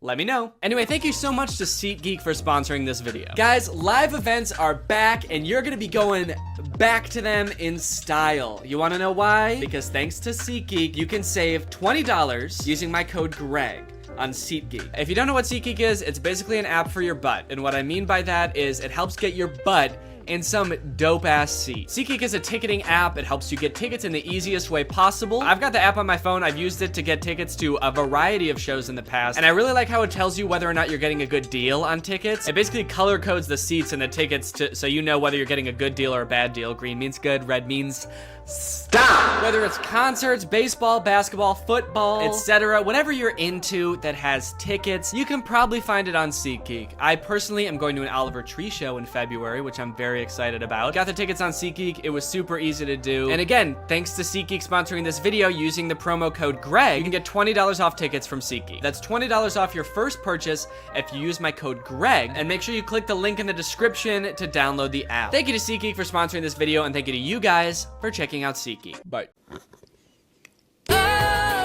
What's up, Greg? I've wanted to make a video about the High School Musical movies ever since I started making videos about DCOMs almost 5 years ago. More so as just an excuse to go back and watch them, because when I was a kid, I really liked these movies. And if you're a millennial, chances are you did too. And you were also too scared to admit that to any of your friends. I don't know why as an 11-year-old I felt the need to pretend that I didn't like a movie that was, you know, made for 11-year-olds. As if all my friends were gonna be like, High School Musical? I don't know, man, sounds a little immature to me. I only watch war footage. I'm a very violent young man. Either way, something I did not realize as a kid is how low budget these movies were. The first movie was made on a budget of $4.2 million, which might sound like a lot, but Zombies 3, which is a newer DCOM, cost $40 million to make. In Zombies' defense, though, they needed the money. Those werewolf costumes looked pretty expensive. High School Musical was shot in just a couple of weeks at a real high school using real students as extras. In fact, they were so strapped for cash, they couldn't even afford a real title. Apparently, High School Musical was just the working title for the script,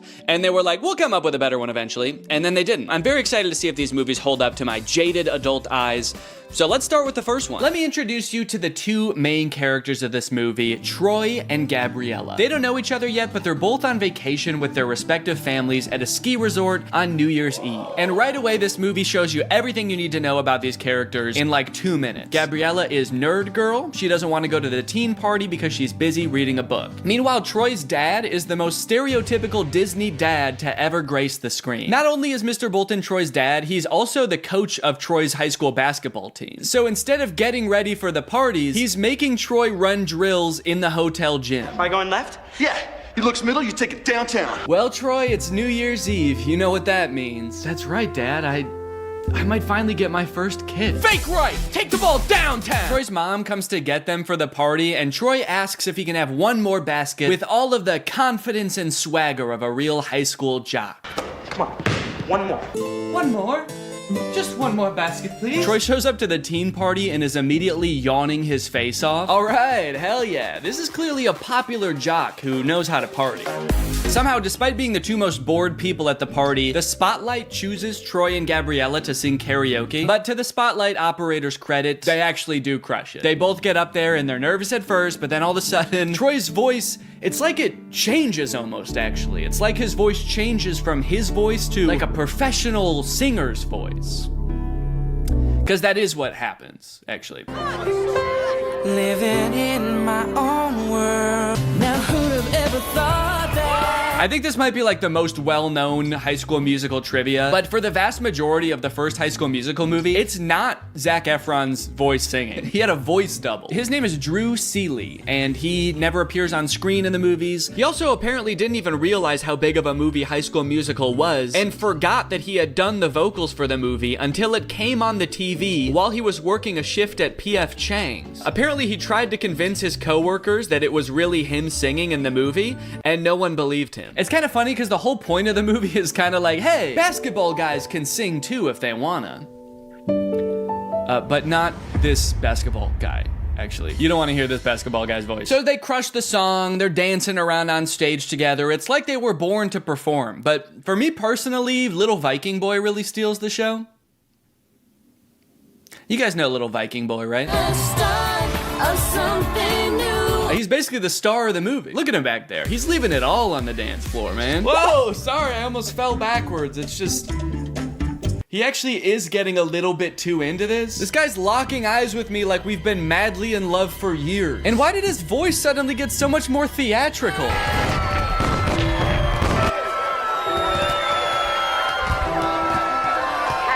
guess I better go find my mom and wish her a Happy New Year. This is so romantic.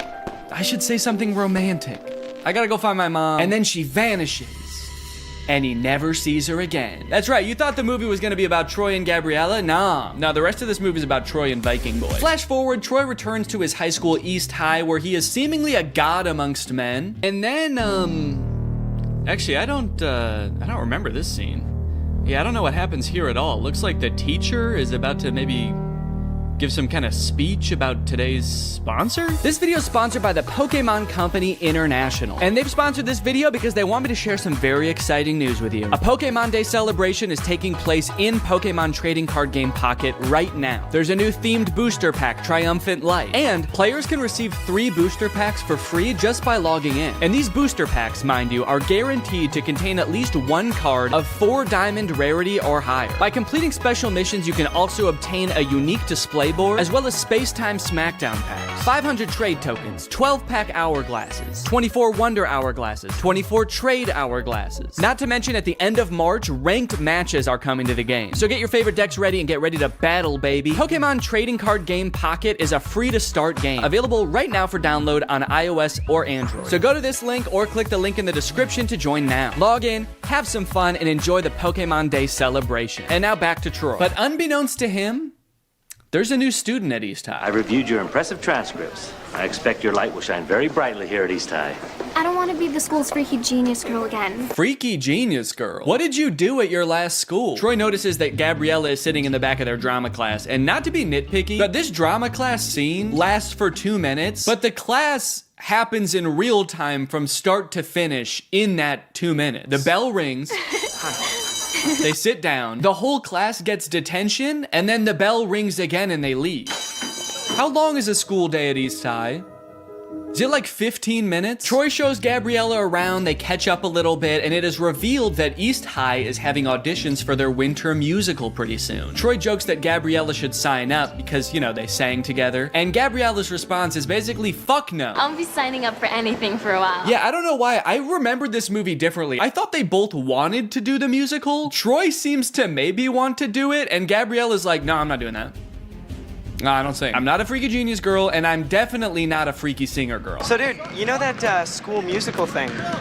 Troy, the music in those shows isn't hip-hop, okay, or rock. It's like show music. Yeah, and you guys would never do anything like sing show music, right? And then cut to them singing the hardest show music in this entire movie. That's the funny thing about this movie. Since it's a movie about a musical, there are several characters in this movie that are opposed to musicals. So it is a little jarring to see those characters seemingly completely unaware that they are literally singing and dancing right now. But on the other hand, I guess it would also be weird if they didn't sing when everyone else was. At the end, when they're all singing, we're all in this together, Corbin Blue's just standing around like,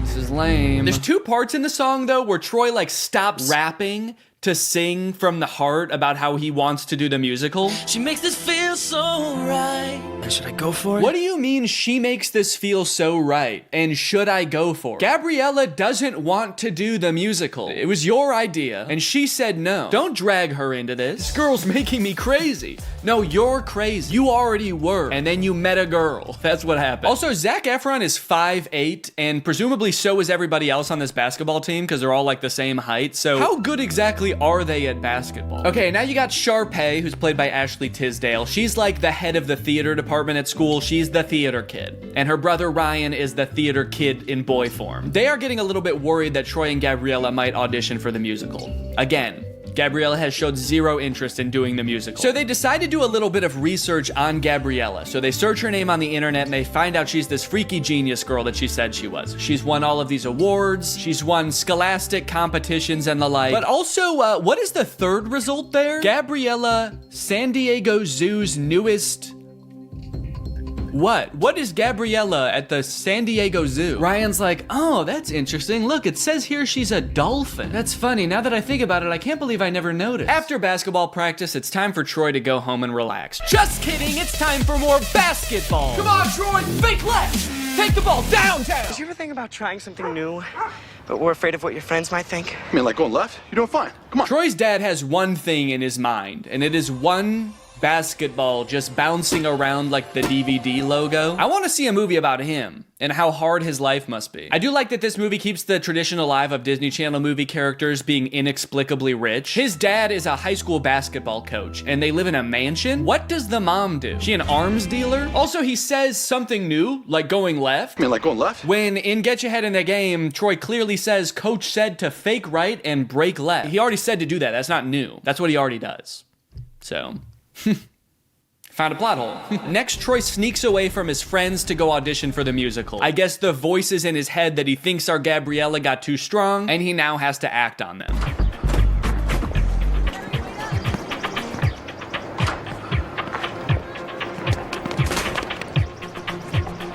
He's gone! Wow, where'd he go? Pay no attention to the fact that as he turns the corner, he probably fully saw Troy like...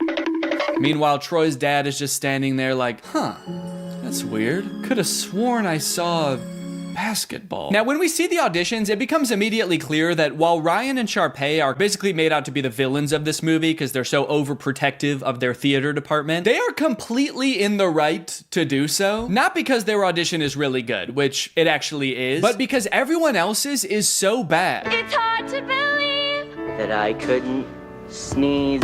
It seems that no one else in this entire school can even sing. It seems like they actually don't even have a concept of what music is. So like, yeah, I would actually be hoping I got the lead too. It is funny how they all act like they can't sing, and then anytime there's like an actual musical number as part of the movie, every member of the student body sings their heart out like the Renters do. What's going on there? So Troy shows up to audition, and then Gabriella shows up too. I guess, turns out she actually did want to audition. I don't know. I don't know if Troy threatened her or what, but she shows up. But they are too late to the actual audition, so they don't get to audition in time, but they stick around afterwards and just sing an audition anyway. And Miss Darbus, the director, hears them and decides, you know what, you guys get a call back. Understandably so, she's working with a very small talent pool. Here comes two people who know what a song is. She's got to hold on to them. after school, before school, whatever works. After basketball class, and we can get this rap game so... Now this is interesting. Troy is looking at his sheet music like he's never seen it before in his life, despite having just sung the song perfectly after only glancing at the sheet music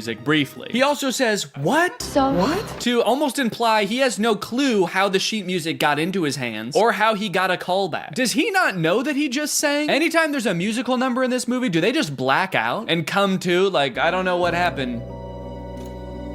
We definitely didn't sing though, I don't know how.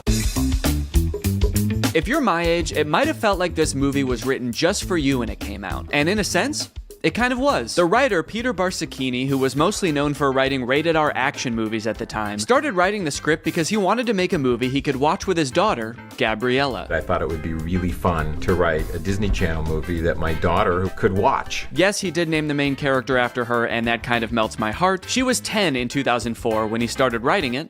And so was I. The story was actually inspired by his own high school experience, when one of his basketball teammates confided in him about his love for ballet. Decades later, Peter thought, wow, that's actually the perfect plot for a kid's movie. Boys are more than just jocks. They can do other stuff.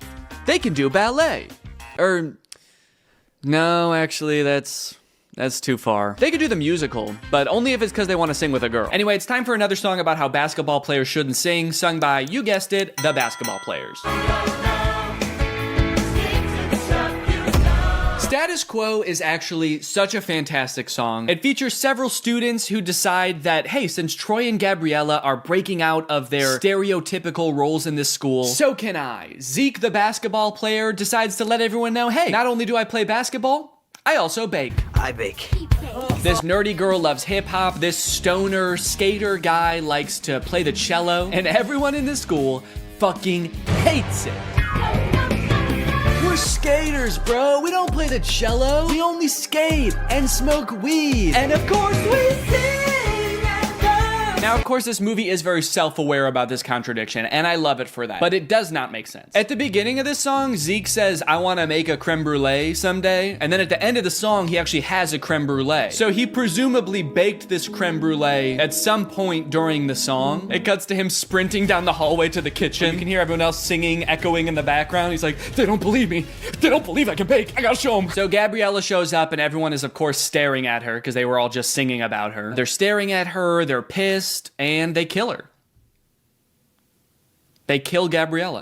At my other schools, I was the freaky math girl. Well, I hate to break it to you, Gabriella, but you are a freak here too. Everyone at this school thinks you're a freak now also. The entire student body, I don't know if you heard, they actually just sang an entire song about it. Now you're the freaky singing girl. So you really want to do the callbacks? Just call me Freaky Callback Boy. You're a cool guy, Troy. Thanks. I said call me Freaky Callback Boy. I'm sorry, this is a closed practice. Dad, come on, practice is over. Until the last player leaves the gym. I'll see you later, Troy. Nice meeting you, Coach Bolton.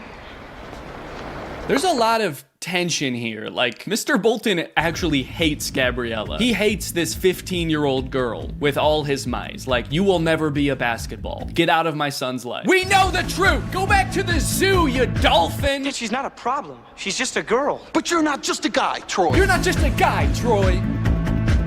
You're a freaky callback boy. Call me freaky callback boy. You're a playmaker.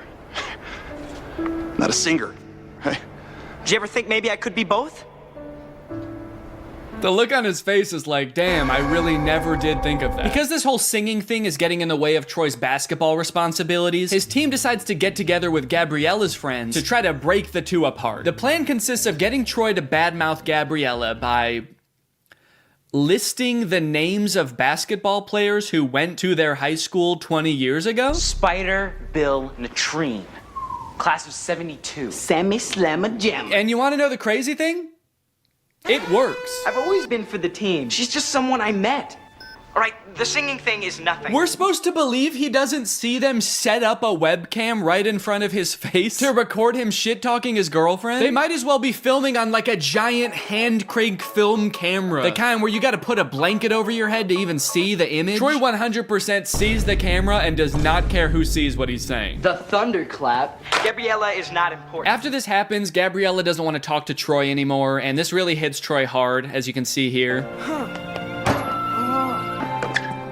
The pain is manifesting itself in Troy physically here, as he can't even shoot a basket without experiencing immense physical trauma. Aren't basketball players supposed to be good under pressure? Especially the captain of the team. Seems like this whole movie we've seen nothing short of the psychological unraveling of Troy because he sang with a girl one time. Hey, we just had another team meeting. We just had another team meeting, man, and we just wanted to say we forgot about JJ Buckets Jenkins, class of 1984. Does that change your mind? So later, Troy sneaks up onto Gabriella's balcony, again, huge house, no explanation, to try to win her back. This could be the start of something new. It feels so right to be here with you. Okay. Yeah, I don't remember this part being so pitchy, but this actually is Zac Efron's voice. Here with you. Yeah, this is very uncomfortable. Can we get Drew Seeley in here, please? The start of something new. It's a Pears audition. Saying it's a Pears audition kind of implies, like, I would audition without you if I could. I guess Troy meant what he said earlier to the webcam. He really does not care about Gabriella. He just wants to be in the musical. Gabriella is not important. You might make the mistake like I did when I watched this as a kid of thinking this is kind of like a Romeo and Juliet story about Troy and Gabriella. And it is a Romeo and Juliet story, but Gabriella is not Juliet. Juliet is just the musical. How you feeling? Nervous? Yeah, me too. Wish I could suit up and play alongside you. Yeah, no shit. What I want is for you to have fun. I know all about the pressure.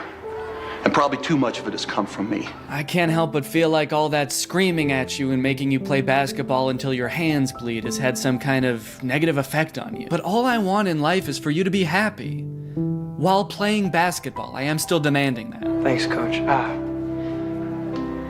Dad.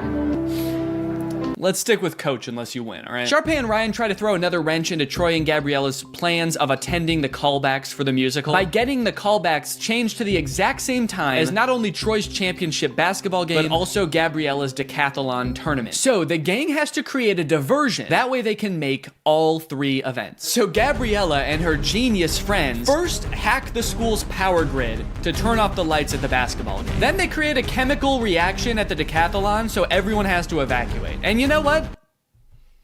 I get why everyone called her a freaky genius girl at her last school. I think she deserved it. She's like, oh, we can use a chemical reaction. I did this at my last school. We just have to make sure we don't make it as strong this time. That way not as many people die. Not as many. So Troy and Gabriella get to do their callback, Breaking Free, classic song. And look, the whole school shows up. Even the opposing basketball team is there. They crush the audition, Troy heads back to the basketball game, and they win that too, and then they all sing the big closing number of the movie, We're All in This Together. Wow, I guess they all learned a valuable lesson, except, hang on, Sharpay, you did not learn a lesson. Get out of this song. Don't sing and dance with them like you learned a valuable lesson. Get out. If Gabriella dropped dead right now, you would dance on her grave. And that's High School Musical 1. Many people lovingly remember little Viking boy from the first High School Musical movie. And while he rocketed to stardom in the wake of the first movie, his troubled life and fall from grace has been the subject of many concerned Twitter threads in the 19 years since. Do you know why I pulled you over today, sir? Huh? I said, do you know why I pulled you over? You're all over the road. Huh? All right, you want to play tough, asshole? That's fine. Huh? All right, step out of the vehicle, take off that helmet. No, I can't take this off. It's a birth defect. It's part of my body. Are you drunk? I don't know, huh? Let's think about that. Does crack get you drunk?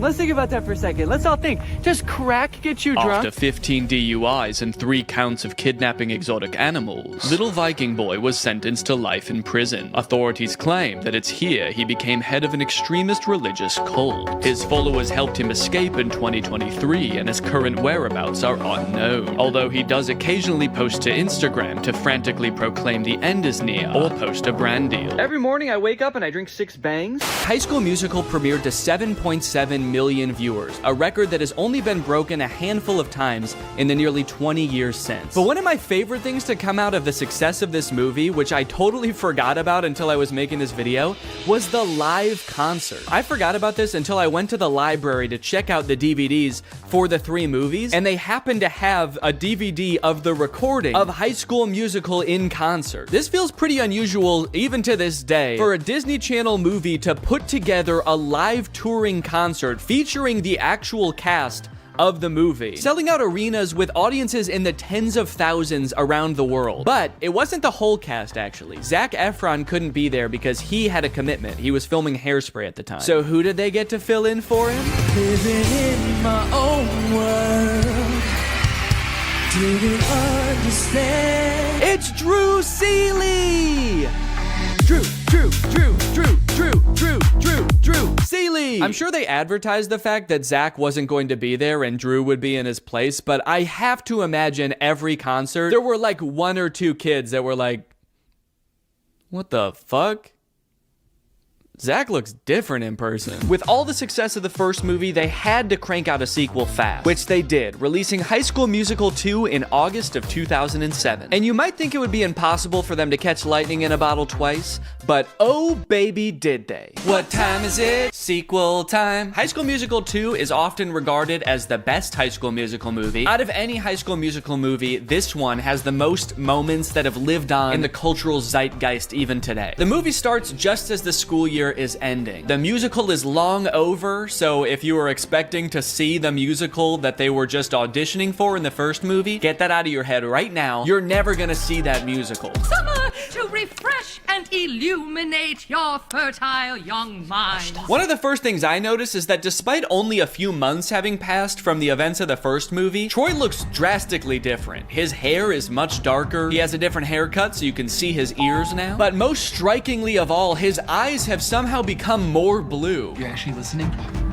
His eyes were already pretty blue in the first movie, but they're piercing in this film. It is scary. Get some contacts, you freak. The clock strikes 2:15 and the first banger of this movie commences. The class immediately erupts in celebration. They throw their papers in the air, start dancing around, and did Chad just kiss his teacher on the neck? Yeah, he just kissed Miss Darbus on the neck. That's too far. Luckily, it doesn't look like she cared. She's just vibing. Good to be chilling out. We finally get to hear Zac Efron actually sing in this song, and I hate to admit it, but he sounds pretty good. I'm sorry, Drew. Your services are no longer needed. He does end the song in a very strange manner, though. The song ends, there's silence, and then Troy breaks away from the group to slide on the floor and say, yeah!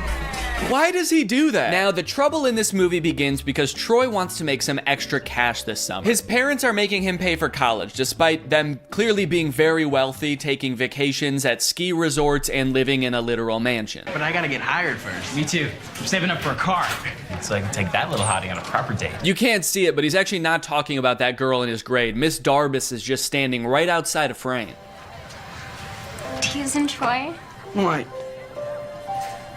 Yeah. Why does he look so confused there? It's like it never occurred to him that T could be for Troy. He's like, oh, I actually thought it was a cross, but yeah, T for Troy. That's my name. Now that the school year's over and basketball season isn't starting back up again for months, it's time for, you guessed it, basketball practice. Fake right, Troy, fake left. Take the ball uptown for a fancy dinner. Tell you what, seeing moves I didn't see last season. Keep it coming, guys. This post-workout scene has a lot of gems, like Mr. Bolton's insanely long shorts. Dude is criminally insecure about his knees. Also, Troy about to drink from an entire gallon of milk from the fridge. And then he gets a phone call revealing that his ringtone is Get Your Head in the Game.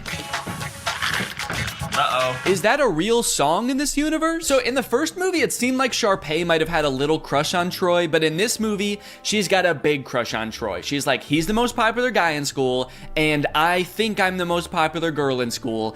It's a match made in heaven. So she pulls some strings at her family's country club to get Troy a summer job there. The only catch is Troy requests to get like the entire school hired, and somehow that works. So Troy shows up with his entire basketball team. You got Chad there. Also, the nerdy girl who loves to hip-hop dance got a job there. You got Vanessa Hudgens' stunt double working there. Mrs. Montez, it would seem your lunch break does not start for 3.5 minutes. In order to keep the conflict of this movie moving along, they have to make it seem like their job is really demanding, but they also have to toe the line of not making it seem like these kids are being abused in some way, because they are just kids. So some of the insane demands that their job is asking of them is just like, hey, can you show up to work on time and make sure you clock out at the end of your shift? And the entire student body of East High is like, we're in prison! They're not gonna pay us until we provide a service? What kind of dystopian universe is this? Mr. Fulton is 100% correct to be strict, by the way. Several times throughout this movie, he catches them doing things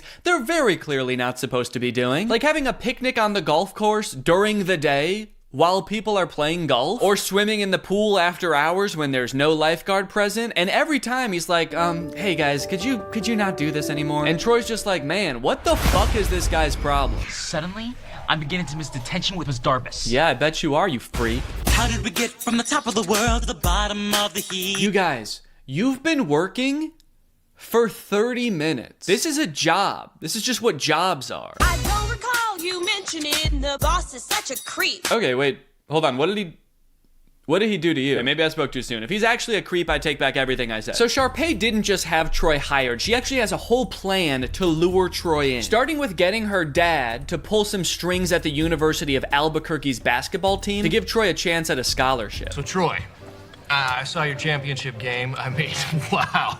That last second shot at the buzzer, outstanding. If I was a basketball recruiter and I saw that championship game, I would be more concerned about the lights going out and then everybody leaving at the same time to watch the star basketball player audition for a musical and then come back and win the game like nothing happened. And then also how they all sang a song after that. That's what I would be concerned about. But yeah, I'm sure he played well too. You know, between the two of us here, we pull a little weight over at the school.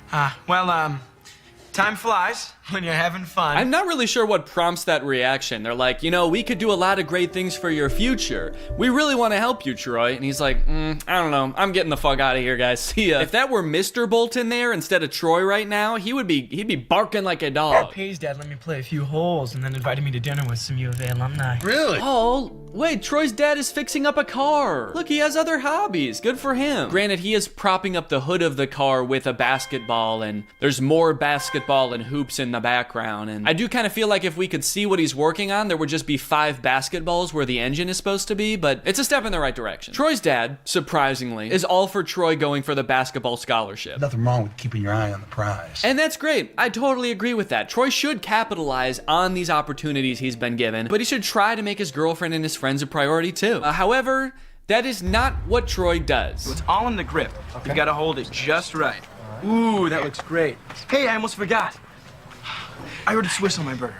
So go ahead and check it out, man. Hey, I almost forgot. Get back in the kitchen, you broke motherfucker, and get your money up. Look at you.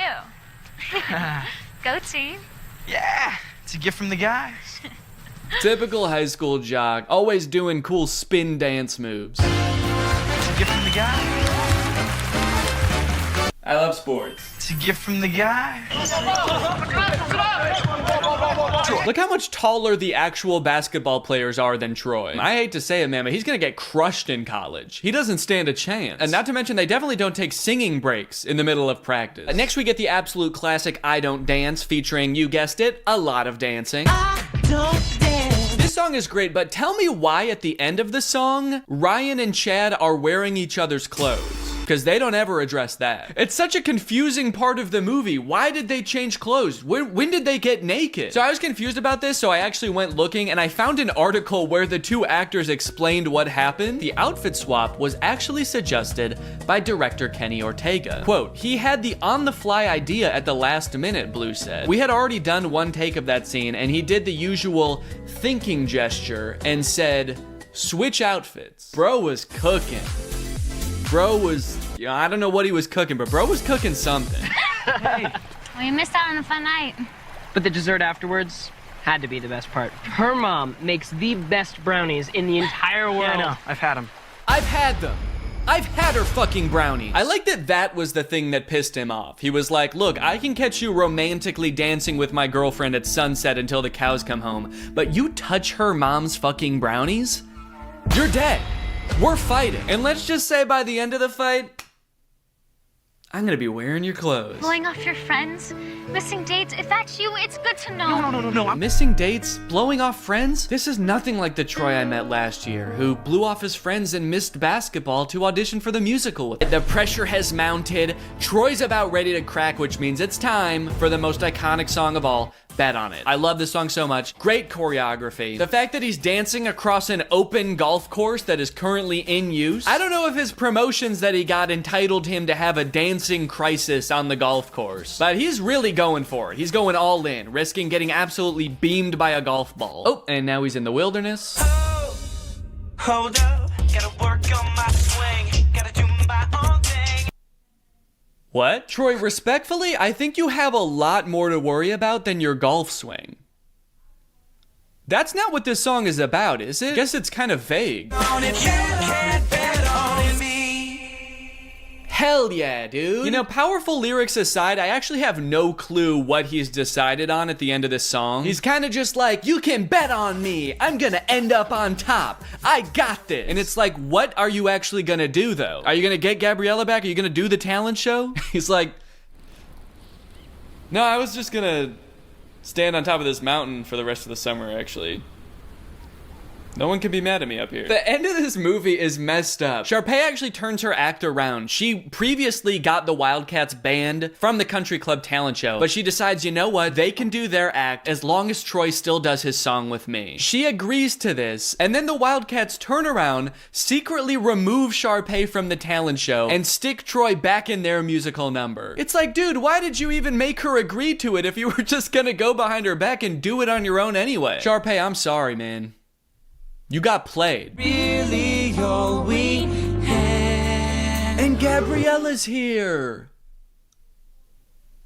Why? She forgives him now? It's actually not clear at all what Troy did to win Gabriella back. They haven't seen each other since she drove away singing. Maybe word got to her that Troy was angrily prancing around the golf course and she was like, oh God, it's gotten too bad. I gotta step in. Everybody one for all and all for one. The last song of this movie is called All for One. I don't know, I kind of feel like they lost a little bit of inspiration at the end here. Kind of feels like they forgot what moral they were working towards for the end of this one, and they were like, and we're all together in this one also. And the movie ends with Gabriella wooing several times while looking over at Troy for approval.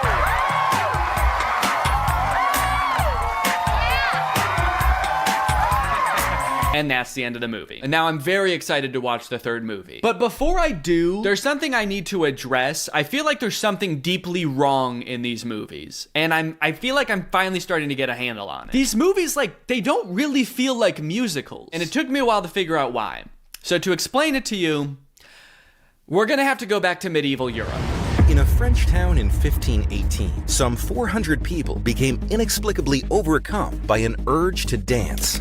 They did so for weeks on end. This dancing plague, as it was later coined, lasted for months and only ended when participants were either so exhausted that they collapsed or so exhausted that they were dead. Authorities tried to stop the dancing, even hiring musicians to play vigorously to try to help them get all the dancing out of their system. This, of course, made things much worse. This event has baffled scientists and historians for years, but many believe it could be the result of a particular type of food poisoning. Yeah, crops like rye can end up growing a type of fungus that basically makes you crazy. Could it be that this is what's happening at East High? In the High School Musical universe, the characters, they sing and they dance, and at first you might think this is just like any other musical. The characters aren't really spontaneously breaking into song, it's more an artistic depiction of how they're feeling. But a closer look reveals something shocking. Well, firstly, sometimes they definitely are actually singing, like at the karaoke party. Now, you might think that a moment like Get Your Head in the Game is totally different. You know, that song doesn't really exist within this universe.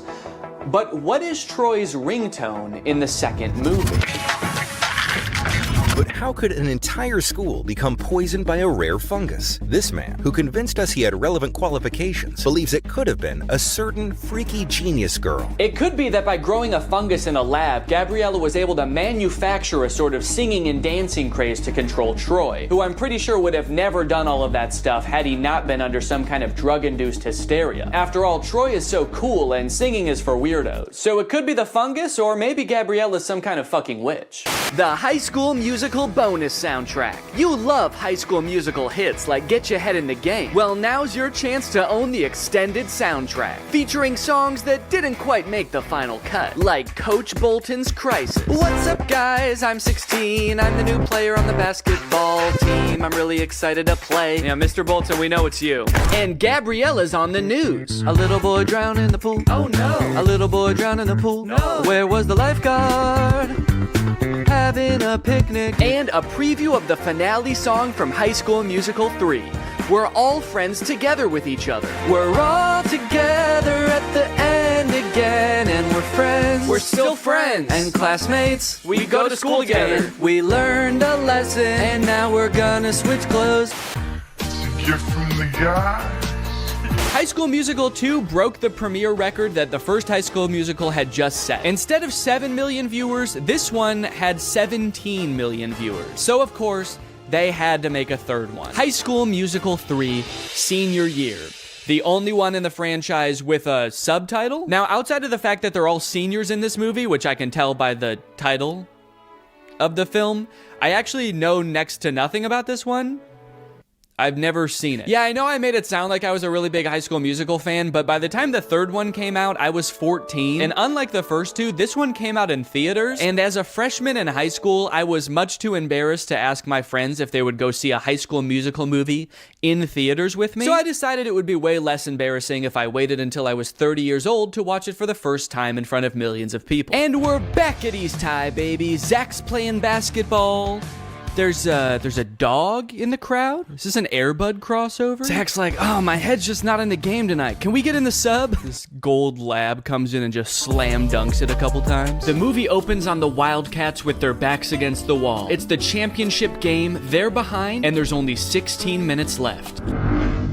Whoa, Mr. Bolton rocking a middle part. That's new. Mr. Bolton gives a speech about how there's only 16 minutes left. There's 16 minutes left. And then they sing a song about how there's only 16 minutes left. Ooh, a song about there being 16 minutes left in a game. We're getting very specific with these songs. I think they're starting to run out of ideas. This is the last time to make Dad proud. If I don't, then he never will be. Hell yeah, he won the championship game. Again. I'm noticing right away that this movie is like much higher production value than the other two. I'm curious to see the budget on this bad boy, because this movie looks like they actually like lit it. The other two just kind of look like they set up cameras and started filming, but there's lights in this one. So now they're having like the biggest high school rager ever, and they expect us to believe that they're not insanely rich. I'm pretty sure this is in Troy's backyard. Hey Troy, great house, bro. Your room is way cool. Oh, thanks, bro. Yeah. You were in my room? Whoa, yeah, I just took a picture. Yeah, just took a picture of your room, man. He's a secret agent for the IRS. He's like, how did your family get so rich? Well, Another top secret hiding place. You're the second girl I've ever had up here. Yeah, it is top secret. I couldn't even see it up there. Just looks like a regular tree to me. It's here we find out that while Troy is a shoo-in for the basketball team at U of A, Gabriella's already been accepted to Stanford. I sense a conflict in the movie. Troy's going to University of Albuquerque to play basketball, and Gabriella is going to learn how to create the singularity at Stanford. So they sing a song about cherishing the present moment. Did they like challenge themselves to make a song with no dancing in this one? They're like, what if we just sat for a whole song? Oop, now he's up. Oh, that was it. That was the whole dance. Nah, it doesn't work with this song. Juilliard is considering 4 of you for 1 available scholarship. Sharpay Evans, Mr. Ryan Evans, Miss Kelsey Nielsen, and lastly, Mr. Troy Bolton. What? Julie. Since when does that guy have a evil cackle? I mean, I was surprised too, but that guy threw his head back and squealed. Did he submit his name to Juilliard as some kind of evil plan to get him killed? They're trying to come up with some ideas for the spring musical, which I'm just now realizing they write every year. Like, they don't do a pre-existing musical. They write their own musical every year. All of you will create it. That's why in the first movie they call Kelsey the composer. She literally writes the musical. Isn't that crazy? But to get some ideas, Miss Darbus asks the seniors about their future. Your future. It's easy. It's U of A. Hoops all the way. Yeah. Miss McKessie. Is University of Albuquerque like a really good school for basketball? I feel like I've never heard of them before. All the basketball players are like, we gotta get to U of A, man. It seems like that's just like the closest college that has a basketball team. Meanwhile, Gabriella's going to Stanford, Sharpay's going to Juilliard, and they're like, I don't know, we can go play basketball down the street. For the record, the reason I've never heard of the University of Albuquerque is because it's a Catholic liberal arts school that actually closed in 1986. So I guess these characters live in some sort of alternate dimension where it stayed open and went on to become a basketball powerhouse. Mr. Bolton. Mr. Bolton. Yeah, All of a sudden, he doesn't know if he wants to go to Juilliard or U of A. See, he really never did care about Gabriella. He just wants to sing. Somebody just let this kid sing. Just tell him it's okay. Imagine having everything. Jeez, that song started so abruptly. No intro, no build up. It's kind of scary. Oh, this is a look into some kind of strange alternate future where Troy chose neither basketball or Juilliard and became a stalker. I want that to be how this movie ends. Troy choosing between 2 incredible futures, and instead he just throws his life away. It's like, I can't decide. I don't fucking know. Miss D said that there's only 1 scholarship. There's 2 of us. Wait, they're doing this to compete for a scholarship? Not even just a place at Juilliard? If I know anything about these two, it's that they can both afford to go to Juilliard. Why do they need to take the scholarship away from somebody else? Which one do you think I should wear? Well, I've never been asked to a prom, but this almost sounds like an invitation. Did she say she's never been asked to prom? What about last year? They were dating last year. Troy didn't want to go to prom with her. His dad was probably making him run basketball drills. The only place you're going, Troy, is downtown with the ball. Make sure you bring the ball. Time for another song about how much Troy and Gabriella love each other. There's already like 2 very sentimental songs between these two. They are really setting us up for heartbreak, I feel. And also just spending like an unnecessary amount of time being like, these two are in love, okay? Don't forget that they're in love. That way, when whatever happens, we're gonna all be sad, all right? So that way, when Troy picks U of A and Gabriella gets hit by a bus, it's gonna be sad. I think they're gonna end up going to the same college. They couldn't possibly end this entire series by being like, they didn't actually like each other that much. They're just gonna call it quits. Where's our clothes? Yo, Rocket Man. Why do I feel like they're about to haze these kids? You know, we weren't just given these lockers. We had to earn them. Right. Oh, they're definitely about to haze these kids. Now drink this entire bottle of Absolute. That'd be a crazy twist in this movie. Just a little hazing. Troy is not better than doing some hazing. Oh, I thought I heard you. I was just making some snacks inside. Are you guys hungry? Only if it's your brownies. I've had them. Bring those out here. Did you take me after school to check out that tuxedo? Tuxedo? For what? For prom. Oh, honey. If that's what you call an invitation, you'll be dancing with yourself. He's like, okay. I wasn't inviting you. I'm gonna ask Miss Darbus. Then comes a song about getting ready for prom featuring, I think, the funniest moment in any of these movies. I think this tux is too baggy, too tight, it makes me look weird. Yeah, this movie's kind of funny, man. Makes me look weird. Do I want classic or vintage or plaid? I like that they're like, should I wear plaid or ruffles or a really old suit? And it's like, no, you should wear, just go to Men's Warehouse and ask for a prom tuxedo. Should I wear the ugliest thing that you've ever seen? No, just go. Just tell them you're going to prom and they'll just give you the most generic tux you've ever seen. Can't wait to remember. This reminds me of when I was a senior in high school and I was getting ready to go for prom, and I sang this song called It's Gonna Be the Night to Remember, and me and all my boys got dressed up in weird suits and danced around on the stage. This is kind of just like that, actually. Let's dance! Am I crazy, or is there like actually too much music in this movie? I feel like the plot is kind of moving at a snail's pace, because every 2 minutes there's a song and it's like, here's what's going on right now. We're thinking about going to prom. We're Troy and Gabriella. We like each other. Also, the stakes feel very low right now. What am I supposed to be worried about right now? Troy is like, I don't know what college I want to go to. And Gabriella's like, I also have choices to make. I still have decisions to make too. And she has not elaborated. And so I don't know what I'm supposed to be worried about. Now they're at some kind of junkyard. Just hanging out at a junkyard as if we've always known that this is what they do. You see what happens when you do a show? You're like 5 people. Yeah, but what's so bad about that, man? We used to come here as kids, we'd be 10 people. Yeah, I remember that, because they used to talk about that in all the other movies, how they used to come to the junkyard. Take it back to the place where you know it all began. Finally, the boys are back at the junkyard. So that we had a song establishing that Troy and Gabriella are in love. Now we have a song establishing that Troy and Chad are friends. This kind of reminds me of senior year in high school when I danced around in the junkyard with my best friend and we sang a song about how the boys are back. It's weirdly similar, actually. Oh. Whoa! The junk men who live in the junkyard are here.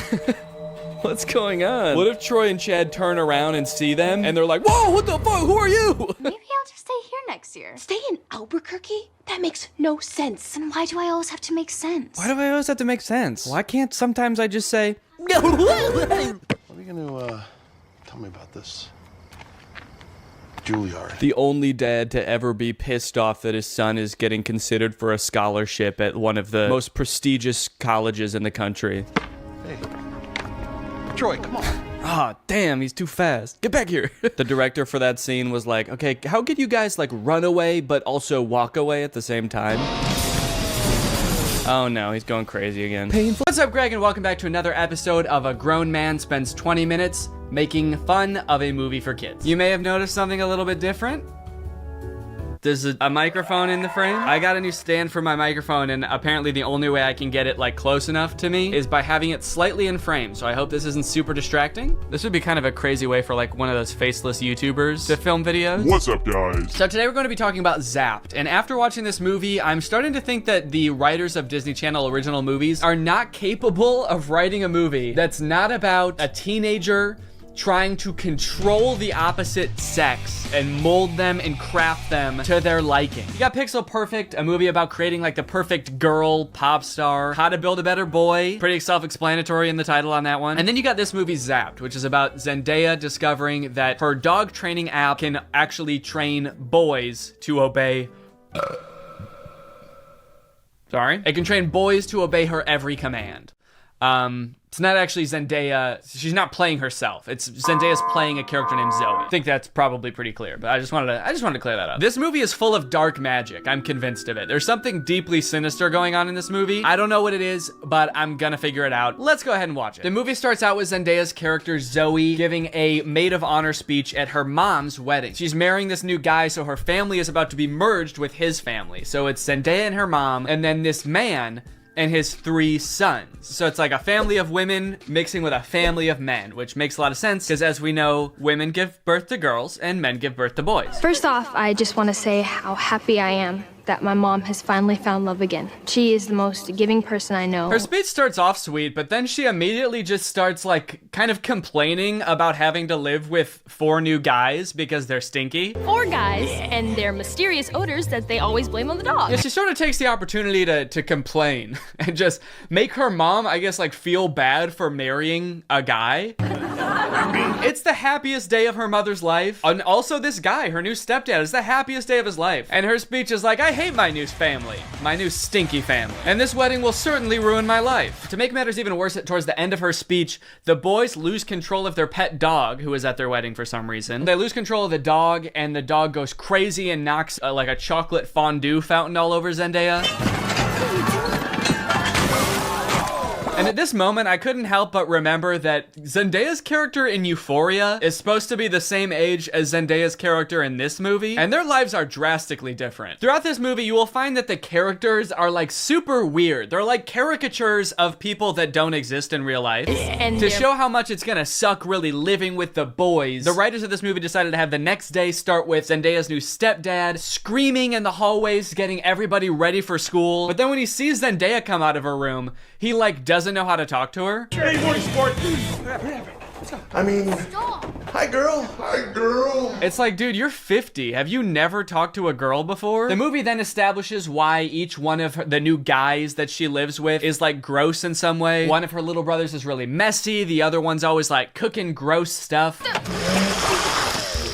Which is like a weird character trait. I get the messy younger brother, but like the gross cooking younger brother, is that a thing? Is that something I'm supposed to be able to relate to? And then the oldest of the brothers is like always frantically running around. He's like always late for something. He's really scatterbrained. My pants. Where are my pants? Where are my pants? Where are my pants? Okay, excuse me, can we just establish a few ground rules here? You're not wearing pants. Please stay out of my personal space bubble. Look, Zoe, I have morning basketball practice and then a players meeting and then a captain's meeting and then even more practicing. Kind of weird to respond to a request about like not invading my personal space when you're not wearing pants by saying like, but Zoe, I've got basketball practice. Like he fully like bumps his butt on her while getting ready in his underwear, and she's like, can you not do that? And he's like, sorry, sometimes when you're busy you just gotta rub up on your stepsis in your underwear. What don't you get? I'm in many extracurricular clubs, okay? Along with moving into a new house with all these boys, she also starts attending her new school, which is the school that her brother goes to. And you know how in Disney movies there's always like the distinct cliques, like there's the popular crowd and then there's like the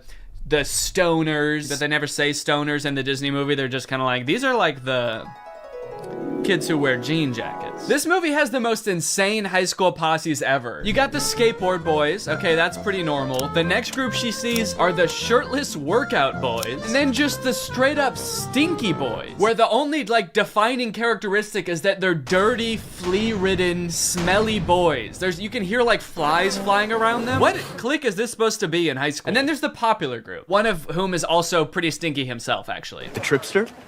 The Tripathon? It's me. I'm Trip. Oh. Fart bomb. Oh. The movie sort of writes this off as like, well, this is just something boys do, you know? New school, you gotta kind of accept what boys come with it, you know? Boys will be boys. No, that is actually not what boys do. That is something that just one very specific boy does. It's me. I'm Trip. And he needs to be stopped. I cannot remember a single moment in high school where a boy walked up to a girl, let alone like the new girl who's already like scared and doesn't know anyone and is like, hey, I'm gonna fart in your face now. Welcome to the school, smell my ass. But it's not all bad though. She does make a friend on her very first day. And in typical Disney Channel movie fashion, she is wearing a fedora. Every Disney Channel movie has to have a token fedora blazer wearing character. But the boys here are cute, aren't they? All of them. I think we have the highest percentage of cute boys in the entire greater Westlake area. Unlike Zoe though, she actually kind of likes the boys at the school. She's like, sure, they may have their flaws, but they're pretty cute. Wow, you seem a little... Oh, boy crazy? Yeah, that's the official diagnosis. Hold up, this girl has a picture of a boy that goes to her school in her locker? Is that a thing? I remember in like middle school, girls would have pictures of like celebrity boys in their locker. Imagine seeing a picture of you in somebody else's locker. I'd feel like I was being hunted. It's weird to have his picture in your locker. It's even weirder in the movie when we find out that she also actually has pictures of him printed out on her pillows in her bed. Gulp. That's scary. Imagine if they start dating, she's like FaceTiming him in bed, and she like accidentally tilts the camera a little bit to the side, and he just sees his own face next to her. Wait, what was that? Is that me? Of course, Zoe does have a love interest in this movie, and he is introduced early on. It's this guy. Every boy in the movie is depicted in a negative light except this guy, because this guy, he's not like other guys. Mr. Kale, pay attention. There will be a quiz on the praying mantis, Sphodromantis viridis, carnivorous member of the phylum Arthropoda, class Insecta. Wow, he really is different than all the other guys. He knows about praying mantises. Most guys around this school don't know shit about bugs. Yeah, the movie really seems to depict this guy as like the way that guys should be. Guys shouldn't be stinky and messy, okay? Guys should wear beanie and sunglasses and know shit about bugs and be 35. I know I talk about this in like every Disney Channel original movie video that I make, but this guy literally looks like he's 30. Maybe he was held back for being too cool or not not being stinky enough. That seems to be a requirement at the school. He went on stage to accept his diploma, and they shook his hand, and they were like, wait a minute, why isn't your hand sticky? Actually, there's no flies flying around you. Get out of here, dude. Back to freshman year. No wonder you do the silent lone wolf sunglass rebel thing. Oh, it's pancake mishap this morning. No, I'm not looking at that. Okay, well then what are you looking at? I'm looking at you. Creepy. Stops in the middle of the hallway just to stare her down. I think I've got you figured out. Oh, really? Yeah, I don't know, man. This just comes off as creepy to me. I guess this is supposed to be romantic, but it's not really romantic to me. Just scary. I can see inside you. Another one of the plot lines in this movie is that Zoe wants to join the dance team, but the girl who runs the dance team is like the popular mean girl. She doesn't want Zoe on the dance team because she's too good at dancing and it's gonna make her look bad or something. Anyway, by now you're probably wondering, when the frick does this app thing happen, right? When the frick does Zoe discover that the dog training app works on boys? Well, at first, it doesn't. Zoe's just trying to train the family dog because it's all just like the rest of the boys in the house. It's stinky. Gross. And it like destroys her room and shit. Breaks this thing that her dad gave to her. She downloads this app called Listen and Obey, which is kind of an ominous sounding app. Sit.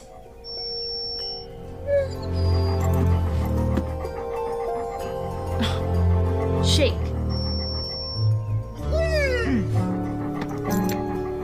Right away, this app is already clearly cursed with dark magic, right? And the dog can even tell too, because you know what the dog does the second he realizes what's going on? He grabs her phone and runs off with it and tries to destroy it, presumably to break the curse. And then what happens next is honestly the most confusing part of the movie, okay? So the dog drops the phone in the bath. Her brother gets it out and tries to swing it around to get the water out of it. It flies out the window, swings around a satellite dish, slides down a solar panel, and lands in dog food. And from here on out, that app is now able to control boys. Any man or boy this app can control against their will. Sit.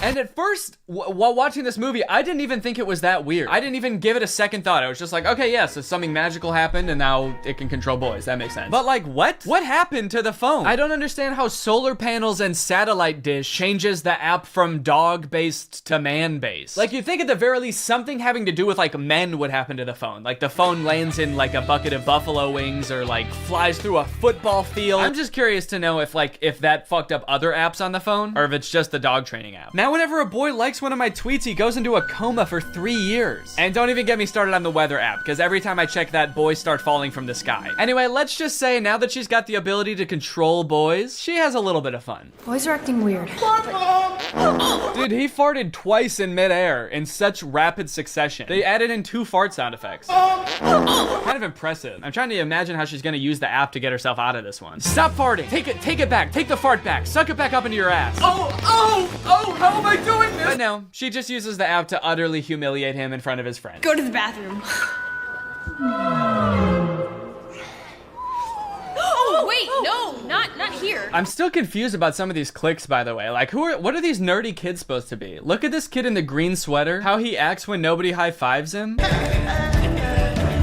What is that acting? I guess your dog app doesn't work on girls.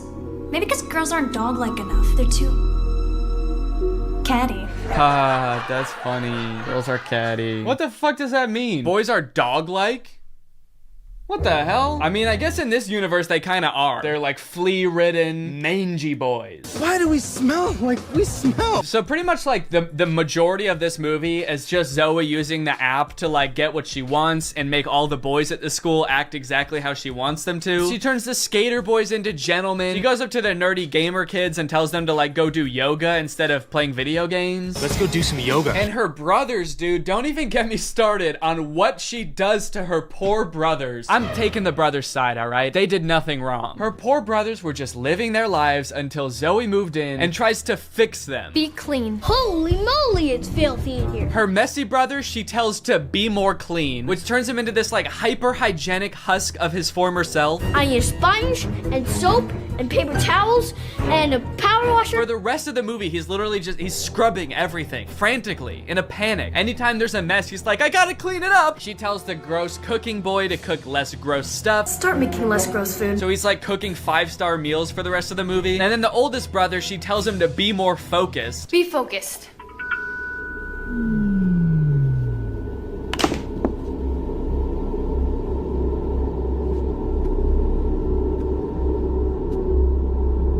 Lampshade. The boy is just like focused on inanimate objects for the rest of the movie. He's just like staring at a lamp or at the basketball net. She turns her own family into like mindless zombies and she's like, this is better. This is nice. It's creepy, dude. It's eerie, this movie. In all honesty, dude, this show walked so that WandaVision could run. This is basically WandaVision. In fact, since they're both owned by Disney, I wouldn't be surprised if this was in the same universe. This is like a prequel to WandaVision. This is where she gets the idea. It's kind of funny how low the stakes are considering the power that she holds. She could like take over Wall Street. She could get rich. She could make anybody do what she wants. Any man. She could fix every war. Create world peace. In fact, I think her friend says that at one point in the movie. She's like, we could end every war with this. And Zoe's just like, yeah, we could, but I simply will not. I think it's more important that my brother stares at a lamp for the rest of his life. That's kind of the shit I'm on. Things aren't nearly as terrible as they were. Then again, I'm talking to a dog, so I might just be losing my mind. Hey, smartphone. In this scene, there's a little bit more development with the love interest. Zoe runs into him reading alone in the park. So what are you reading? Oh, no, let me guess. The Cool Guy's Guide to Wearing Sunglasses Inside. It's close. To Kill a Mockingbird. I feel like when he holds up that book, we're supposed to be like, wow, he really is not like other guys. Except that, like, that is required reading in most high schools, so he actually is like other guys. He's like every other guy. To Kill a Mockingbird's sort of my favorite book. My second favorite is The Great Gatsby. Third favorite is Geometry 101. I just love to read, what can I say? Eventually, things start to get a little crazy at school, and Zoe realizes that she probably shouldn't be controlling people like this anymore. People are getting into fights and stuff because the new cliques at school are just like not meshing well. So Zoe's like, all right, I'll just make them stop. And she tells the app to stop. And then of course, everybody just stands still and freezes. And so she's like, oh no, I can't reverse the commands. If I tell them to stop, they're just gonna literally stop. And so then like many more days go by and she's just like, well, I guess I can never reverse the thing. And it's like, well, what if you just said, hey, ignore all the commands I gave you, instead of just saying stop and being like, oh, it didn't work. The movie continues to get even more dark to like a startling point. There's a creepy ass scene where the whole JV dance team wants to resign because they don't like dancing anymore. And Zoe's like, how about I use the app to make you dance instead? And so there's just a scene of them all like sadly dancing because their hearts aren't in it, but they are being like physically forced to dance. And the movie even goes so far as to make Zoe force the love interest to kiss her with the app. Kiss me.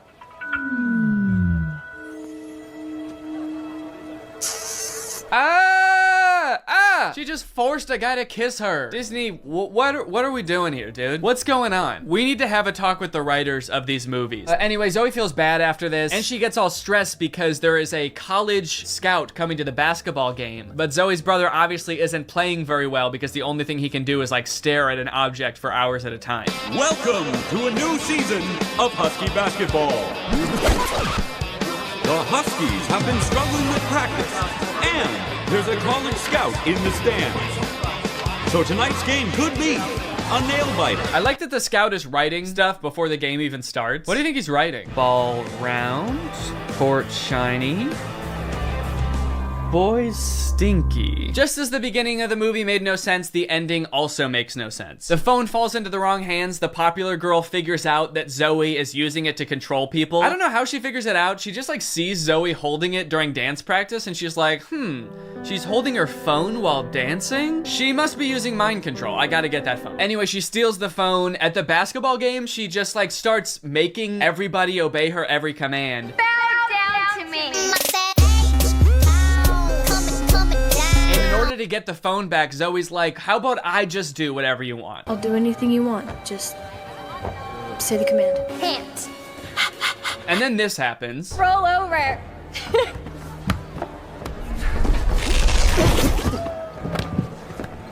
How did you? I'm your brother. We stick together. Sorry, what? He just broke the curse. Like the spell that everyone is under, he just like got up and he's like, I'll do it with you, I'm your brother. Don't worry about it. It's like, I'm sorry, is that what breaks the curse? Being a brother? Being her brother? And then eventually like her whole family is able to resist the app and get on the ground with her and start doing it. And it embarrasses the popular girl. And they, like the only explanation for it is this. Why isn't this working?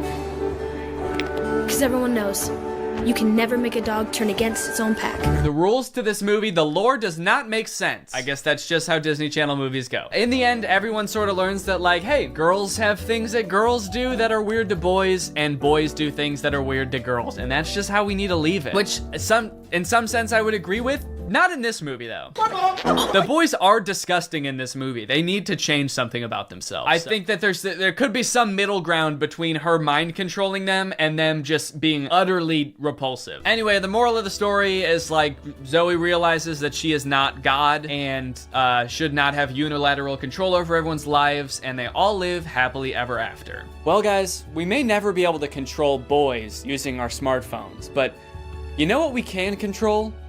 Our money. Thanks to today's sponsor, Current. Do a flip. Do a backflip. Sit.